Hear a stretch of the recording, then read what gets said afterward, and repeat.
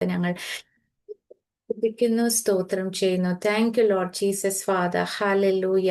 ദൈവത്തിന്റെ കൃപയും സമാധാനവും കർത്താവേ, നിന്റെ അത്യന്ത ശക്തിയും എല്ലാം ഞങ്ങളുടെ കൂടെ ഇരിക്കുന്നതിനായിട്ട് സ്തോത്രം ചെയ്യുന്നു. ദൈവത്തിന്റെ സാന്നിധ്യം കർത്താവെ, നിന്റെ വചനത്തോടു കൂടെ ഞങ്ങളുടെ മേൽ ഇറങ്ങണമെന്ന് പ്രാർത്ഥിക്കുന്നു. കർത്താവെ, അടിയനല്ല, കർത്താവ് തന്നെ പരിശുദ്ധാത്മാവ് വചനത്തെ അവിടുന്ന് സംസാരിക്കണമെന്ന് പ്രാർത്ഥിക്കുന്നു. അത് ഞങ്ങൾക്ക് ആശ്വാസവും ശക്തിയും ഹല്ലേലൂയ ജീവനുമായി തീരുവാൻ തക്കവണ്ണം ഇടയാക്കണമെന്ന് പ്രാർത്ഥിക്കുന്നു. Thank you Lord. In Jesus name I pray. Amen. നമുക്ക് മത്തായിയുടെ സുവിശേഷം 19 അധ്യായം 16 നിത്യജീവനെ കുറിച്ച് കർത്താവ് പറയുന്ന കാര്യമാണ്. ഒരു ചെറുപ്പക്കാരനായ ഒരു പുരുഷൻ വന്ന് കർത്താവിന്റെ അടുത്ത് നിത്യജീവനെ കുറിച്ച് ചോദിക്കുന്നു. പിന്നീട് ശിഷ്യന്മാർക്ക് അതിനെക്കുറിച്ച് ഒരു സംശയം. എങ്ങനെയാണ് നിത്യജീവനിൽ കയറുന്നത്? ഞങ്ങളെല്ലാം വിറ്റ് വന്നിട്ട് ഞങ്ങൾക്ക് എന്ത് ലഭിക്കും? ഇങ്ങനെയൊക്കെയുള്ള ഓരോ കാര്യങ്ങളാണ് ഈ ഒരു അധ്യായത്തിന്റെ 19 അധ്യായത്തിന്റെ പാതി ഭാഗം മുതൽ. ഓക്കെ, 16 അനന്തരം ഒരുത്തൻ വന്ന് അവനോട്, ഗുരു, നിത്യജീവനെ പ്രാപിപ്പാൻ ഞാൻ എന്ത് നന്മ ചെയ്യണം എന്ന് ചോദിച്ചതിന്. അപ്പോ ആ കർത്താവിന്റെ അടുക്കൽ ഒരാൾ വന്നിട്ട് നിത്യജീവനെ പ്രാപിപ്പാൻ ഞാൻ എന്ത് നന്മ ചെയ്യണം എന്നാ ചോദിക്കുന്നത്. എന്തെങ്കിലും നന്മ ചെയ്താൽ നമുക്ക് നിത്യജീവൻ പ്രാപിക്കാൻ പറ്റുമോ? കാരണം വന്നിരിക്കുന്ന ഒന്നാമത് ന്യായപ്രമാണ കാലത്ത് കർത്താവും വന്നു. ഈ പുള്ളിക്കാരനും ന്യായപ്രമാണ കാലത്താ ന്യായപ്രമാണമൊക്കെ പാലിച്ച് നല്ല മനുഷ്യനായി ജീവിച്ചുകൊണ്ടിരിക്കുന്നയാളാ. അപ്പോ പുള്ളി വിചാരിച്ചു എങ്ങനെയാണെങ്കിലും എന്തെങ്കിലുമൊക്കെ പ്രവർത്തിച്ചാൽ നിത്യജീവനിൽ കയറാൻ പറ്റും. നമ്മളൊക്കെ ട്രഡീഷനിലായിരുന്നപ്പോൾ നമുക്കറിയാം, നന്മ ചെയ്യുക, സൽപ്രവർത്തികൾ ചെയ്യുക, അങ്ങനെ നന്മകളൊക്കെ ചെയ്തുകൊണ്ടിരിക്കുമ്പോൾ കർത്താവിൽ വിശ്വസിച്ച് അങ്ങനെ അങ്ങ് നമ്മള് സ്വർഗത്തിൽ ചെല്ലുമെന്നാണ്. ചെറുപ്പത്തിൽ നമ്മൾ ട്രഡീഷനിലൊക്കെ അങ്ങനെ ആയിരിക്കുമല്ലോ, സൽപ്രവർത്തികൾ ഏറ്റവും അധികം ചെയ്യുക, തിന്മ ചെയ്യാതിരിക്കുക, പിന്നെ നമുക്കൊക്കെ കുമ്പസരിക്കുക, പാപമൊക്കെ ഉണ്ടെങ്കിൽ കുമ്പസാരിക്കുക, ഇങ്ങനെയൊക്കെ നമ്മൾ വിശദീകരണം പ്രാപിച്ച് നമ്മൾ അങ്ങ് സ്വർഗത്തിൽ പോകുന്നതാണല്ലോ നമ്മളൊക്കെ മനസ്സിലാക്കിയിരുന്നത്. അപ്പൊ പുള്ളിയുടെ കാലം ന്യായപ്രമാണ കാലം ആയിരുന്നത് കൊണ്ട് ന്യായപ്രമാണം അനുസരിച്ച് ജീവിക്കുന്ന ഒരാളാണെന്ന് അവകാശപ്പെടുകയും ചെയ്യുന്ന പുള്ളി. അതുകൊണ്ട് നിത്യജീവൻ പ്രാപിക്കാൻ എന്ത് നന്മ ചെയ്യണം എന്നാണ് ചോദിക്കുന്നത്. പക്ഷെ നന്മ ചെയ്താല്, എത്ര നന്മ ചെയ്താലും നമുക്ക് നിത്യജീവൻ പ്രാപിക്കാൻ പറ്റില്ല. അങ്ങനെയായിരുന്നെങ്കിൽ കർത്താവ് സ്വർഗത്തിൽ നിന്ന് ഇറങ്ങി വരേണ്ട ഒരാവശ്യം ഉണ്ടായിരുന്നില്ല, അല്ലെ? ഇനി ഇത്രയും നിങ്ങൾ ചെയ്തെങ്കിൽ ഇനി കുറച്ചും കൂടി ഒന്ന് നന്നായിട്ട് അങ്ങ് ചെയ്തു കഴിഞ്ഞാൽ ഓക്കെ, നിങ്ങൾക്ക് അവിടെ എത്താൻ പറ്റുമെന്ന് കർത്താവ് പറഞ്ഞാൽ മതിയായിരുന്നു. പക്ഷെ നിത്യജീവൻ ഒരിക്കലും എന്തെങ്കിലും പ്രവർത്തിച്ചത് കൊണ്ട് ചെയ്യാൻ പറ്റില്ല. നമുക്കറിയാം, യോഹന്നാന്റെ സുവിശേഷം 3 അധ്യായം 15 നമുക്ക് വായിക്കാം.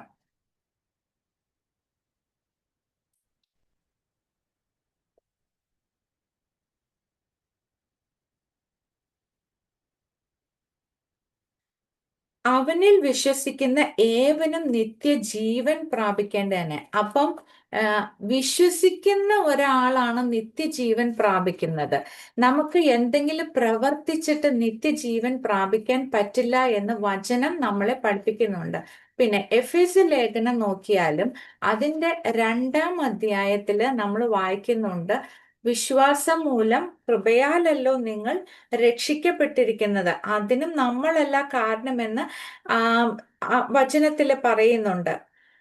അപ്പം നമ്മള് വിശ്വാസം മൂലം കൃപയാലാണ് രക്ഷിക്കപ്പെട്ടിരിക്കുന്നത്. നമ്മൾ എന്തെങ്കിലും പ്രവർത്തിച്ചത് കൊണ്ടോ അല്ല. ക്രിസ്തു പ്രവർത്തിച്ചതിനെ നമ്മൾ വിശ്വസിച്ചിട്ടാണ് നമ്മൾ രക്ഷിക്കപ്പെട്ടിരിക്കുന്നത്. നമ്മൾ എന്തെങ്കിലും പ്രവർത്തിച്ചത് കൊണ്ട് അല്ല.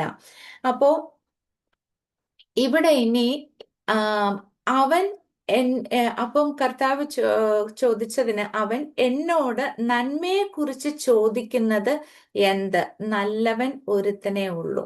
അപ്പൊ ഈ വന്നിരിക്കുന്ന ആൾക്ക് ഒരു കാര്യം കർത്താവിന് മനസ്സിലായ ഒരു കാര്യം ഇവന് അറിയില്ല. എന്നോട് നന്മയെ കുറിച്ച് ചോദിക്കുന്നത് എന്ത്? അപ്പോ ദൈവപുത്രനാണെന്നുള്ള വെളിപ്പാട് ഈ വന്നിരിക്കുന്ന ആൾക്ക് ഇല്ല. ഓക്കെ, നല്ലവൻ ഒരുത്തനേ ഉള്ളൂ. അപ്പൊ ഇയാൾക്ക് ഈ കർത്താവ് അത്ഭുതം ചെയ്യുന്നതും രക്ഷയെക്കുറിച്ചും നിത്യജീവനെ കുറിച്ചും ഒക്കെ പറയുന്നത് ഇയാൾ കേൾക്കുന്നുണ്ട്. ഇങ്ങനെ പല കാര്യങ്ങൾ ഇയാൾക്ക് മനസ്സിലാവുന്നുണ്ട്. പക്ഷേ ഈ വന്നിരിക്കുന്ന ആള് ദൈവപുത്രനാണെന്നുള്ള വെളിപ്പാട് കിട്ടിയിട്ടില്ല. ഏതോ ഒരു പ്രവാചകനെ പോലെ, നല്ല ഗുരുവിനെ പോലെ നന്നായി പഠിപ്പിക്കുന്ന, അപ്പൊ ഇനി എന്തെങ്കിലുമൊക്കെ നന്മയും കൂടെ ചെയ്ത് ഇയാൾ ചിലപ്പോൾ അങ്ങനെ ആയിരിക്കും കയറിയതെന്നായിരിക്കും ഈ വന്നിരിക്കുന്ന ചെറുപ്പക്കാരന്റെ ചിന്ത. ആ എന്തോ ഭയങ്കര സൽപ്രവൃത്തി ചെയ്ത് നിത്യജീവനെ ഇയാൾ പ്രാപിച്ചിട്ടുണ്ട്, എന്നാ ശരി ആ പ്രവൃത്തി ഞാനും കൂടെ ചെയ്ത് നിത്യജീവനിൽ കയറാമെന്ന് ചിന്തിച്ചാണ് പുള്ളി വന്നിരിക്കുന്നത്. പക്ഷേ കർത്താവിന് മനസ്സിലായി ഇയാൾക്ക് ദൈവപുത്രനാണെന്നുള്ള കാര്യമൊന്നും മനസ്സിലായിട്ടില്ല ഇത്രയെല്ലാം ചെയ്തിട്ട്. ജീവനിൽ കടപ്പാൻ ഇച്ഛിക്കുന്നു എങ്കിൽ കൽപ്പനകളെ പ്രമാണിക്ക എന്ന് അവനോട് പറഞ്ഞു. കാരണം ന്യായപ്രമാണത്തിന്റെ സമയം ആയതുകൊണ്ട് കർത്താവ് അങ്ങനെ ഉത്തരം പറയണത്. ഏവ എന്ന് അവൻ ചോദിച്ചതിന്, എന്തിനാണ് ഇവൻ ഏവ എന്ന് ചോദിക്കുന്നത്? കാരണം ഇവന് അറിയാം കൽപ്പനകളൊക്കെ എന്താന്ന് എല്ലാം അറിയാവുന്ന ഒരാളാ. പിന്നെ ഏവ എന്ന് ചോദിക്കേണ്ട ആവശ്യമില്ല. ഇനി പുള്ളി എങ്ങാനും വല്ലതും മിസ് ചെയ്ത് പോയോന്ന് അറിയാൻ വേണ്ടിയിട്ടാണ് ഏവ എന്ന് ചോദിക്കുന്നത്. അപ്പോ യേശു, കൊല ചെയ്യരുത്, വ്യഭിചാരം ചെയ്യരുത്, മോഷ്ടിക്കരുത്, കള്ളസാക്ഷ്യം പറയരുത്, അപ്പനെയും അമ്മേനെയും ബഹുമാനിക്കുക, കൂട്ടുകാരനെ നിന്നെ പോലെ സ്നേഹിക്കുക എന്നിവ തന്നെ എന്ന് പറഞ്ഞു. അപ്പോ ഈ കാര്യങ്ങൾ, ഈ 10 കൽപ്പനകളിൽ പെട്ട കാര്യങ്ങളൊക്കെ ആണെന്ന് കർത്താവ് പറഞ്ഞു.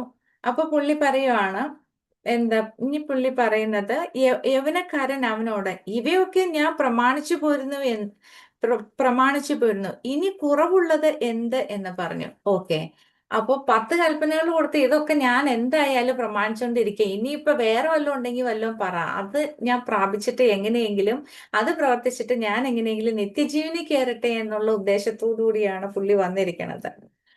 അപ്പോ നമ്മൾ കർത്താവിന്റെ അടുത്ത് എന്താ പറയണത്, നമ്മൾ ഈ കർത്താവിന്റെ അടുത്ത് പോയിട്ട്, ഓ കർത്താവ് ഞാൻ അത് ചെയ്ത് ഇത് ചെയ്ത് ഇനി എന്നെ അങ്ങ് അനുഗ്രഹിക്കുക, ഇനി എല്ലാം ഞാൻ ഇതെല്ലാം ചെയ്തിട്ട് ഇനി എന്തെങ്കിലും കുറവുണ്ടോ, ഇനി അതുകൊണ്ടാണ് ഞാൻ അനുഗ്രഹിക്കപ്പെടാത്തത് എന്ന് ചോദിച്ചു കഴിയുമ്പോഴേക്കും, നമ്മൾ നമ്മുടെ കുറവുകൾ എന്തെങ്കിലും ചോദിച്ചാല് അത് മാത്രമേ കർത്താവിന്റെ മുമ്പിൽ ഉണ്ടാവുള്ളൂ. ഒരു നന്മയെങ്കിലും മര്യാദയ്ക്ക് ചെയ്യാനുള്ള കഴിവ് നമുക്കില്ല. കാരണം ഈ പാപജഡം വെച്ചിട്ട് ശരിക്കും പറഞ്ഞ ഒരു നന്മയും പൂർണ്ണമായി ചെയ്യാൻ, പൂർണ്ണമായി ഫലം കൊടുക്കാൻ കഴിയാത്തവരാണ് നമ്മൾ. അതുകൊണ്ടാണ് കർത്താവിന് നമുക്ക് വേണ്ടി കർത്താവിന് സകലതും ചെയ്യേണ്ടി വന്നത്. ഇല്ലായിരുന്നെങ്കിൽ നമ്മളെ തന്നെ എങ്ങനെയെങ്കിലും ഈ ജഡത്തെ ഒന്ന് ശരിയാക്കി എടുത്ത് അടിച്ച്, അല്ലെങ്കിൽ പിന്നെ എന്താ പറയുന്നത്, എങ്ങനെയെങ്കിലും ഒക്കെ ഒന്ന് ഒതുക്കിയെടുത്ത് ഇതിനെ ശരിയാക്കിയാൽ മതിയായിരുന്നു. അപ്പൊ നമുക്ക് ഒരു പൂർണ്ണമായി ഒരു ഫലം കൊടുക്കാനോ നന്മ ചെയ്യാനോ നമുക്ക് കഴിവില്ല. അപ്പൊ ഈ യൗവനക്കാരനെ, കർത്താവിന്റെ അടുക്കൽ വന്ന ഈ യൗവനക്കാരന് രക്ഷ എന്താണെന്നോ നിത്യജീവൻ എന്താണെന്നോ മനസ്സിലായിട്ടില്ല. അപ്പോ ചില സമയത്ത് നമുക്ക് ഈ ഈ ചെറുപ്പക്കാരനോട് രക്ഷ എങ്ങനെയാണ് അയാൾക്ക് മനസ്സിലാക്കി കൊടുക്കണേന്നാണ് അടുത്ത വചനം കർത്താവ് പറയണത്. അപ്പൊ ഇവയൊക്കെയും ഞാൻ പ്രമാണിച്ചു പോരുന്നു. അപ്പൊ എങ്ങനെ നോക്കിയാല് ഇയാള് ഒരു കാര്യം ആയ മനുഷ്യനെ രക്ഷ അറിയിക്കുക എന്ന് പറയുന്നത് ഭയങ്കര ബുദ്ധിമുട്ടുള്ള കാര്യമാണ്. ഏറ്റവും രക്ഷിക്കപ്പെടാൻ ഏറ്റവും ബുദ്ധിമുട്ടുള്ള ഏത് കൂട്ടരാന്ന് വെച്ചാൽ സെൽഫ് റൈറ്റസ് ആയിട്ടുള്ള ആൾക്കാരാണ് രക്ഷിക്കപ്പെടാൻ ഏറ്റവും ബുദ്ധിമുട്ടുള്ള. നമ്മളിപ്പോ സുവിശേഷം പോയിട്ട് ഒരു ബ്രോക്കൺ ആയിട്ടിരിക്കുന്ന ഒരാളുടെ അടുത്ത് സുവിശേഷം പറയുക, സെൽഫ് റൈറ്റസ് ആയിട്ടുള്ള ഒരാളുടെ അടുത്ത് സുവിശേഷം പറഞ്ഞാല് അവരാ ബ്രോക്കൺ ആയിട്ടുള്ള ആൾക്ക് രക്ഷിക്കപ്പെടാൻ ഒരു ബുദ്ധിമുട്ടും ഉണ്ടാവില്ല. കാരണം അയാൾ ബ്രോക്കണാ. ഇനി ഇതാണോ രക്ഷ എങ്കിൽ ഞാൻ അത് സ്വീകരിക്കാൻ റെഡിയാണ്. പക്ഷെ സെൽഫ് റൈറ്റസ് ആയിട്ടുള്ള ആളെങ്ങനെയാണ്, ഞാൻ ഇതെല്ലാം പാലിച്ച് ഒക്കെ ശരിയായിട്ട് ഇങ്ങനെ ഇരിക്കുന്ന ആള്, എനിക്ക് വലിയ കുഴപ്പമൊന്നുമില്ല, ഞാൻ മര്യാദയ്ക്ക് ജീവിക്കുന്ന ആളാണെന്ന് അവകാശപ്പെടുന്നവരാണ് സെൽഫ് റൈറ്റസ് ആയിട്ടുള്ള ആൾക്കാർ. അവരോട് സുവിശേഷം പറഞ്ഞാൽ രക്ഷിക്കപ്പെടുക എന്ന് പറഞ്ഞ ഭയങ്കര ബുദ്ധിമുട്ടുള്ള കാര്യമാണ്. അപ്പൊ ഇവിടെ ഇനി കർത്താവ് പറയാണ്, ഇവയൊക്കെ ഞാൻ പ്രമാണിച്ചു വരുന്നു, ഇനി കുറവുള്ളത് എന്ത് എന്ന് പറഞ്ഞു. യേശു അവനോട്, സൽഗുണപൂർണനാകുവാൻ ഇച്ഛിക്കുന്നു എങ്കിൽ നീ ചെന്ന് നിനക്കുള്ളത് വിറ്റ് ദരിദ്രർക്ക് കൊടുക്കുക, അപ്പൊ കർത്താവിന് ഇനി ഇയാളെ ഈ രക്ഷ എന്താണ്, നിത്യജീവൻ എന്താണെന്ന് മനസ്സിലാക്കിക്കണമെങ്കിൽ ഇയാളുടെ ഫൗണ്ടേഷൻ ഇളക്കിയാൽ മാത്രമേ ഇയാൾക്ക് രക്ഷ എന്താണെന്ന് മനസ്സിലാവുള്ളൂ. അപ്പൊ ഇതുപോലെയാണ് ഓരോരുത്തരെ ദൈവം രക്ഷയിലോട്ട് വിളിക്കുന്നത്. അവരുടെ നമ്മുടെയൊക്കെ ഫൗണ്ടേഷൻ ഇളക്കിയില്ലെങ്കിലല്ലോ നമ്മളൊന്നും സ്വീകരിക്കില്ല. അപ്പൊ കർത്താവ് എന്താ ചെയ്യണേ, ഈ ചെറുപ്പക്കാരന് രക്ഷ എന്താണെന്ന് മനസ്സിലാക്കണമെങ്കിൽ അയാളുടെ ഫൗണ്ടേഷൻ ഇളക്കിയ വിടുന്നത്. കർത്താവിന് മനസ്സിലായി സാധാരണ പോലെ ഇനി നീ ഈ കൽപ്പനയും കൂടി പ്രമാണിക്കാന്ന് പറഞ്ഞാൽ അതും വന്ന് പ്രമാണിച്ചിട്ട് അതൊക്കെ ഞാൻ ചെയ്തു എന്ന് പറയ അവകാശം. പക്ഷേ ഇയാളെ രക്ഷ അറിയിക്കുന്നത് കർത്താവ് നിനക്കുള്ളതൊക്കെ വിറ്റ് ദരിദ്രന്മാർക്ക് കൊടുക്കാം. നമ്മൾ സത്യം പറഞ്ഞാൽ ഇത് പലരും പല രീതിയിൽ പറഞ്ഞിട്ടുണ്ടാവും. ഓക്കെ, നമുക്കുള്ള എല്ലാം വിറ്റിട്ട് ദരിദ്രന്മാർക്ക് കൊടുത്ത് നമ്മൾ അങ്ങനെയാണ് സ്വർഗരാജ്യം അവകാശമാക്കുള്ളൂ എന്ന് പറഞ്ഞാൽ നമ്മൾ ആരെങ്കിലും സ്വർഗരാജ്യത്തിൽ പോവോ? പക്ഷെ ഇവിടെ ശരിക്കും പറഞ്ഞാൽ ഈ ഇയാളുടെ പിന്നെ വന്ന് എന്നെ അല്ല, പിന്നെ കർത്താവ് ഒരു ഓക്കെ, ആദ്യം കർത്താവ് പറയുന്ന ഫൗണ്ടേഷൻ ഇളക്കി അയാളുടെ ഈ ഇളക്കി കഴിഞ്ഞിട്ട് പിന്നെ ഒരു ഓഫർ കൊടുക്കുക കർത്താവ്. എന്നാൽ സ്വർഗത്തിൽ നിനക്ക് നിക്ഷേപം ഉണ്ടാകും. ഓഫർ കൊടുത്തു. ഓക്കെ, നീ ഇതൊക്കെ വിറ്റിട്ട് എല്ലാം വരുമ്പോ നിനക്ക് നല്ലൊരു നിക്ഷേപം എവിടെ, സ്വർഗത്തിൽ ഉണ്ടാകും എന്നുള്ള ഓഫർ കർത്താവ് കൊടുത്തു. എന്നിട്ടോ പിന്നെ വന്ന് എന്നെ അനുഗമിക്കുക എന്ന് പറഞ്ഞു. അപ്പോ യൗവനക്കാരൻ വളരെ സമ്പത്തുള്ളവനാക്കിയാൽ ഈ വചനം കേട്ടിട്ട് ദുഃഖിച്ചു പോയി കളഞ്ഞു. അവനൊരു സന്തോഷം ഉണ്ടായില്ല. ഈ ഒരു വചനം കേട്ട് കർത്താവ് നല്ല ഓഫറൊക്കെയോ കൊടുത്തത്, നിനക്ക് സ്വർഗത്തിൽ നിക്ഷേപം ഉണ്ടാകും, നീ ഇതെല്ലാം കൊടുത്തിട്ട് എന്റെ പിന്നാലെ വന്ന് നല്ലൊരു ഓഫറാ കൊടുത്തത്. പക്ഷേ ആ ഓഫർ അവന് വേണ്ടായിരുന്നു. അവന്റെ സന്തോഷവും സമാധാനവും സ്വസ്ഥതയും എവിടെയായിരുന്നു? ഈ സമ്പത്തിലായിരുന്നു ഇരുന്നത്. ആ അടിസ്ഥാനം കർത്താവ് ഇളക്കിയപ്പോ ഇവന് മനസ്സിലായി, ഇവന് ശരിക്കും ഇവൻ ചെയ്ത കൽപ്പനകൾ ഒന്നും അത് അത്രയും പ്രമാണിച്ചിട്ടും ഇല്ല. ഇതെല്ലാം നമ്മൾ ചിന്തിക്കുന്നു. പൗലോസ് പറയുന്നുണ്ട്, ന്യായപ്രമാണം സംബന്ധിച്ച് ഞാൻ അനിന്യൻ എന്നാ പറയണത്. എന്ന് പറഞ്ഞാൽ ന്യായപ്രമാണം സംബന്ധിച്ച് ഇപ്പൊ 10 കൽപ്പനകൾ എടുത്താൽ എല്ലാത്തിനും 10 കൽപ്പനയ്ക്ക് ടിക്ക് ഇടാൻ പറ്റും ഏകദേശം. ഞാൻ എന്നെ കുറിച്ച് നിന്ദ്യമായത് പറയാൻ ഒന്നുമില്ല എന്ന് പൗലോസ് അവകാശപ്പെടുന്നുണ്ട്. ഇതുപോലെ ഈ ചെറുപ്പക്കാരന് ഏകദേശം അതുപോലെ തന്നെ ഇതൊക്കെ ഞാൻ പ്രമാണിച്ചിട്ടുണ്ട്, അതുകൊണ്ട് എനിക്ക് അങ്ങനെ എന്താ പറയാ നിത്യജീവനിൽ കയറാൻ വലിയ ബുദ്ധിമുട്ടില്ലാത്ത ഒരാളായതുകൊണ്ട് ഇനി എന്തെങ്കിലും ചെയ്താൽ മതിയോ എന്നാണ് ചോദിക്കുന്നത്. അപ്പൊ ചില സമയത്തെല്ലാം ഞാനും അങ്ങനെയൊക്കെ ചിന്തിച്ചുകൊണ്ടിരുന്ന നാളുകളുണ്ട്. ഒരുമാതിരി കുഴപ്പമില്ല, നല്ലപോലെയൊക്കെ ജീവിച്ചു പോകുന്നുണ്ട്. ഇനിയിപ്പം നമ്മളങ്ങനെ നമ്മൾ കമ്പയർ ചെയ്യുന്ന നമ്മുടെ ഔസേപ്പേട്ടനും മേലിയാമ്മ ചെടുത്തിയും പിന്നെ അങ്ങനെ അടുത്തുള്ളവരൊക്കെ ആയിട്ട് കമ്പയർ ചെയ്ത്, ഞാൻ ആ പാപം അവർ കാണിക്കുന്ന പോലെ ഒന്നും ഞാൻ ചെയ്യുന്നില്ല, ഞാൻ മര്യാദയ്ക്ക് ജീവിച്ചു പോകുന്ന ഒരാളാണ്. അപ്പൊ കർത്താവ് എന്തായാലും എന്നെ സ്വർഗത്തിൽ കൊണ്ടുപോകും, ഞാൻ പിന്നെ കുറച്ചും കൂടിയൊക്കെ ഒന്ന് ഇച്ചിരി നന്നായാൽ മതി എന്നുള്ളൊരു തോന്നലായിരുന്നു. നമുക്ക് എല്ലാവർക്കും ഉണ്ടല്ലോ, ജഡത്തിൽ ഇരിക്കുമ്പോൾ അങ്ങനെയാണ്, സുവിശേഷം കേൾക്കുന്നത് വരെ. പക്ഷെ ആ സുവിശേഷം കേട്ട് വിശ്വസിക്കാനായിട്ട് എന്തുവായിരുന്നു? എന്റെ എല്ലാ ഫൗണ്ടേഷൻ ദൈവം ഇളക്കിയായിരുന്നു. അത്രയും പ്രശ്നത്തിൽ നിന്നിട്ടാണ് സുവിശേഷം കേട്ടത്. അതുകൊണ്ടാണ് ഞാൻ ഒരു രക്ഷയിലോട്ട് വന്നത്. ഇപ്പൊ നല്ല ഒരു എന്താ പറയുന്നത്, കംഫർട്ടബിൾ ആയിട്ടൊക്കെ പോയിക്കൊണ്ടിരിക്കുന്ന ഒരു അവസ്ഥയിൽ സുവിശേഷം കേട്ട ഇതൊന്നും എനിക്ക് വേണ്ട എന്ന് ഞാൻ പറയുമായിരുന്നു. പക്ഷെ നമ്മളൊക്കെ ലോകസ്ഥാപനത്തിന് മുമ്പേ ക്രിസ്തുവിൽ തെരഞ്ഞെടുക്കപ്പെട്ടവരായതുകൊണ്ട് ദൈവത്തിന് നഷ്ടപ്പെടുവാൻ ദൈവം സമ്മതിക്കുകയില്ല. അതുകൊണ്ട് ദൈവം ഏതെങ്കിലും രീതിയിൽ നമ്മുടെയൊക്കെ ഫൗണ്ടേഷൻ ഇളക്കിയിട്ടാണ് നമ്മളെ ഈ വിശ്വാസത്തിലോട്ട് കൊണ്ടുവന്നിരിക്കുന്നത്. അപ്പോ ഇവിടെ ഈ സംസാരിക്കുന്ന ആള് ദൈവപുത്രനാണ്, അല്ലെങ്കിൽ ദൈവം തന്നെയാണ്. നിന്റെ പ്രവർത്തി കൊണ്ട് ഒന്നും നടക്കില്ല മോനെ എന്ന് കർത്താവ് വേറൊരു രീതിയിൽ ഇൻഡയറക്റ്റ് ആയിട്ട് പറയുന്നതാണ് ഈ ഒരു വചനങ്ങൾ, ഡയലോഗുകളെല്ലാം അവിടെ പറയുന്നത്. അപ്പം പക്ഷേ ഇയാൾക്ക് ഇത് ഇഷ്ടപ്പെട്ടില്ല. നമ്മളോടൊക്കെ സുവിശേഷം പറഞ്ഞപ്പോ നമുക്ക് എങ്ങനെയായിരുന്നു? നമ്മളൊക്കെ ബ്രോക്കൺ ആയത് കൊണ്ട് നിങ്ങളുടെ കാര്യം എനിക്കറിയില്ല. ഞാനൊക്കെ ഭയങ്കര ബ്രോക്കൺ ആയിരുന്നത് കൊണ്ട് സുവിശേഷം തന്ന എന്റെ കർത്താവെ ഇത് മതി. ഇത് ഞാൻ നമ്മള് കഴിഞ്ഞ ദിവസം ഒരു ഇത് പാരബിള് പറഞ്ഞ സ്വർഗരാജ്യം വയലിൽ ഒളിച്ചു വെച്ച നിധിയോട് സദൃശ്യം. അപ്പൊ നമ്മളുടെ ഉള്ളില് അങ്ങനെ ഒരു വാഞ്ച, അല്ലെങ്കിൽ അങ്ങനെ ഒരു ഇത് ദൈവം ഉണ്ടാക്കി. സത്യം പറഞ്ഞാൽ നമ്മുടെ ഫൗണ്ടേഷൻ ഇളക്കുമ്പോഴേക്കും നമ്മുടെ ഉള്ളിൽ അങ്ങനെ ഒരു വാഞ്ച ഉണ്ടാകുവാണ്. എന്റെ ദൈവം എങ്ങനെയെങ്കിലും രക്ഷപ്പെട്ടാൽ മതി ഈ ഒരു സാഹചര്യം, എങ്ങനെയെങ്കിലും. അപ്പം നമുക്കറിയാം ദൈവം എന്നെ ഒന്ന് രക്ഷിച്ചാൽ മതി. അപ്പൊ നമ്മളിങ്ങനെ സീക്ക് ചെയ്തുകൊണ്ടിരിക്കുമ്പോഴായിരിക്കും ഈ ഒരു സംഭവം നമ്മുടെ മുന്നിലോട്ട് കർത്താവ് കൊണ്ടുപോയി തരുന്നത്. പക്ഷെ ഈ ഇവിടെ വന്ന ഈ യൗവനക്കാരന് ഇത് സ്വർഗരാജ്യം വയലിൽ ഒളിച്ചു വെച്ച നിധി യേശുക്രിസ്തു ആണെന്ന് മനസ്സിലാകുന്നില്ല. പുള്ളിയുടെ എല്ലാ ഫൗണ്ടേഷനും ഈ സമ്പത്തിനകത്താണ് ഇരുന്നത്.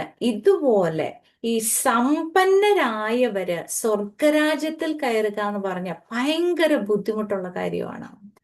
സമ്പത്തുള്ളവരെന്ന് പറഞ്ഞു കഴിഞ്ഞാൽ സെൽഫ് റൈറ്റിയസ് ആയിട്ടുള്ള ആൾക്കാര്, rich in tradition, rich in culture. ഇവരൊക്കെ കൾച്ചർ ബൗണ്ട് ആയിട്ട്, ട്രഡീഷൻ ബൗണ്ട് ആയിട്ട്, റിലീജിയസ് ബൗണ്ട് ആയിട്ട്, സെൽഫ് റൈറ്റിയസ് ബൗണ്ട് ആയിട്ട്, അങ്ങനെ പ്രവർത്തികളില് സൽപ്രവർത്തികളിൽ ബൗണ്ട് ആയിട്ട്, ഇതെല്ലാം റിച്ച്നെസ് ആണ് പല രീതിയിൽ. നമ്മളുടെ പൈസ മാത്രമല്ല സമ്പത്ത് എന്ന് പറഞ്ഞ, പൈസ മാത്രമല്ല. ചിലർക്ക് പൈസ ഉണ്ട്, ചിലര് ട്രഡീഷണലി ഭയങ്കര ബൗണ്ട് ആയിട്ടിരിക്കും. ഞങ്ങൾ അത് ചെയ്യുന്നു, ദൈവത്തിന് വേണ്ടി ഇത് ചെയ്യുന്നു. ഇപ്പൊ ട്രഡീഷണൽ ക്രിസ്ത്യൻസിലൊക്കെ ഒത്തിരി പേര് ഞങ്ങള് ദാനധർമ്മങ്ങൾ ചെയ്യുന്നുണ്ട്. പിന്നെ പലരെ വിവാഹം കഴിപ്പിച്ചു വിടുന്നു. പിന്നെ അങ്ങനെ സമ്പത്തുള്ളവർ ഇതൊക്കെ ചെയ്യുന്നുണ്ട് പല രീതിയിൽ. ഞങ്ങൾ ഇതൊക്കെ ചെയ്യുന്നുണ്ട്, അതുകൊണ്ട് നിങ്ങൾ പറയുന്ന സുവിശേഷം ഞങ്ങൾക്ക് ആവശ്യമില്ല എന്ന് പറയുന്നു. അപ്പൊ ഇങ്ങനെ റിച്ച് ആയിട്ടുള്ള ഹൃദയത്തിനകത്ത് വേൾഡ്ലി സിസ്റ്റത്തിൽ ഭയങ്കര റിച്ച് ആയിട്ടിരിക്കുന്ന ഒരാൾക്ക്, അല്ലെങ്കിൽ ജഡത്തിന്റെ ആ ഒരു ഡിസയേഴ്സിൽ റിച്ചായി പോയ ഒരാൾക്ക്, എത്രമാത്രം ലോകത്തിലോട്ടും ജഡത്തിലോട്ടും രസിച്ചതും എല്ലാം ഒക്കെ അങ്ങനെ പല രീതിയിൽ പലരും ആണ്. നമ്മളും എല്ലാം പല രീതിയിൽ ആയിരുന്നു. പക്ഷേ സമ്പത്ത് എന്ന് പറഞ്ഞ എത്രമാത്രം നമ്മുടെ ഹൃദയത്തിനകത്ത് പല രീതിയിൽ അത് നിറഞ്ഞു നിൽക്കുന്നുവോ, ട്രഡീഷണലി ബൗണ്ട് ആയിരിക്കാം, റിലീജിയസ്ലി ബൗണ്ട് ആയിരിക്കാം, അല്ലെങ്കിൽ കൾച്ചറലി ഭയങ്കര ബൗണ്ട് ആയിരിക്കും. ഞങ്ങൾക്കിതൊന്നും ആവശ്യമില്ല, ഞങ്ങൾക്കിത് വേണ്ട എന്ന് പറയുന്ന രീതിയിൽ കഠിന ഹൃദയം, സെൽഫ് റൈറ്റിയസ് ആയിട്ട്, മെയിൻ ആയിട്ട് ഇവിടെ സെൽഫ് റൈറ്റിയസ്നെസ്സിനെ കുറിച്ച് തന്നെയാണ് പറയുന്നത്. അല്ലെങ്കിൽ സമ്പത്ത്, ആ സമ്പത്തുള്ള പ്രവൃത്തി ചെയ്ത് എനിക്ക് നിത്യജീവൻ പ്രാപിക്കാൻ പറ്റുമെന്നുള്ള ഒരു വാദമാണ് ഇവിടെ കാണുന്നത്. കർത്താവ് അപ്പൊ അയാളുടെ ശരിക്കും അടിസ്ഥാനം ഇളക്കി വിട്ട്, അപ്പോൾ അയാൾക്ക് മനസ്സിലായി, അയാൾക്ക് ഈ സമ്പത്ത് മൂലം എന്തൊക്കെ ഉണ്ടായിരുന്നു സമൂഹത്തില്. നല്ല ഓണർ ഉണ്ടായിരുന്നു, ഡിഗ്നിറ്റി ഉണ്ട്, പിന്നെ അതുപോലെ ആ കമ്മ്യൂണിറ്റിയിൽ ഭയങ്കര ഒരു നല്ല സാക്ഷ്യമുള്ള ഒരാളാണ്.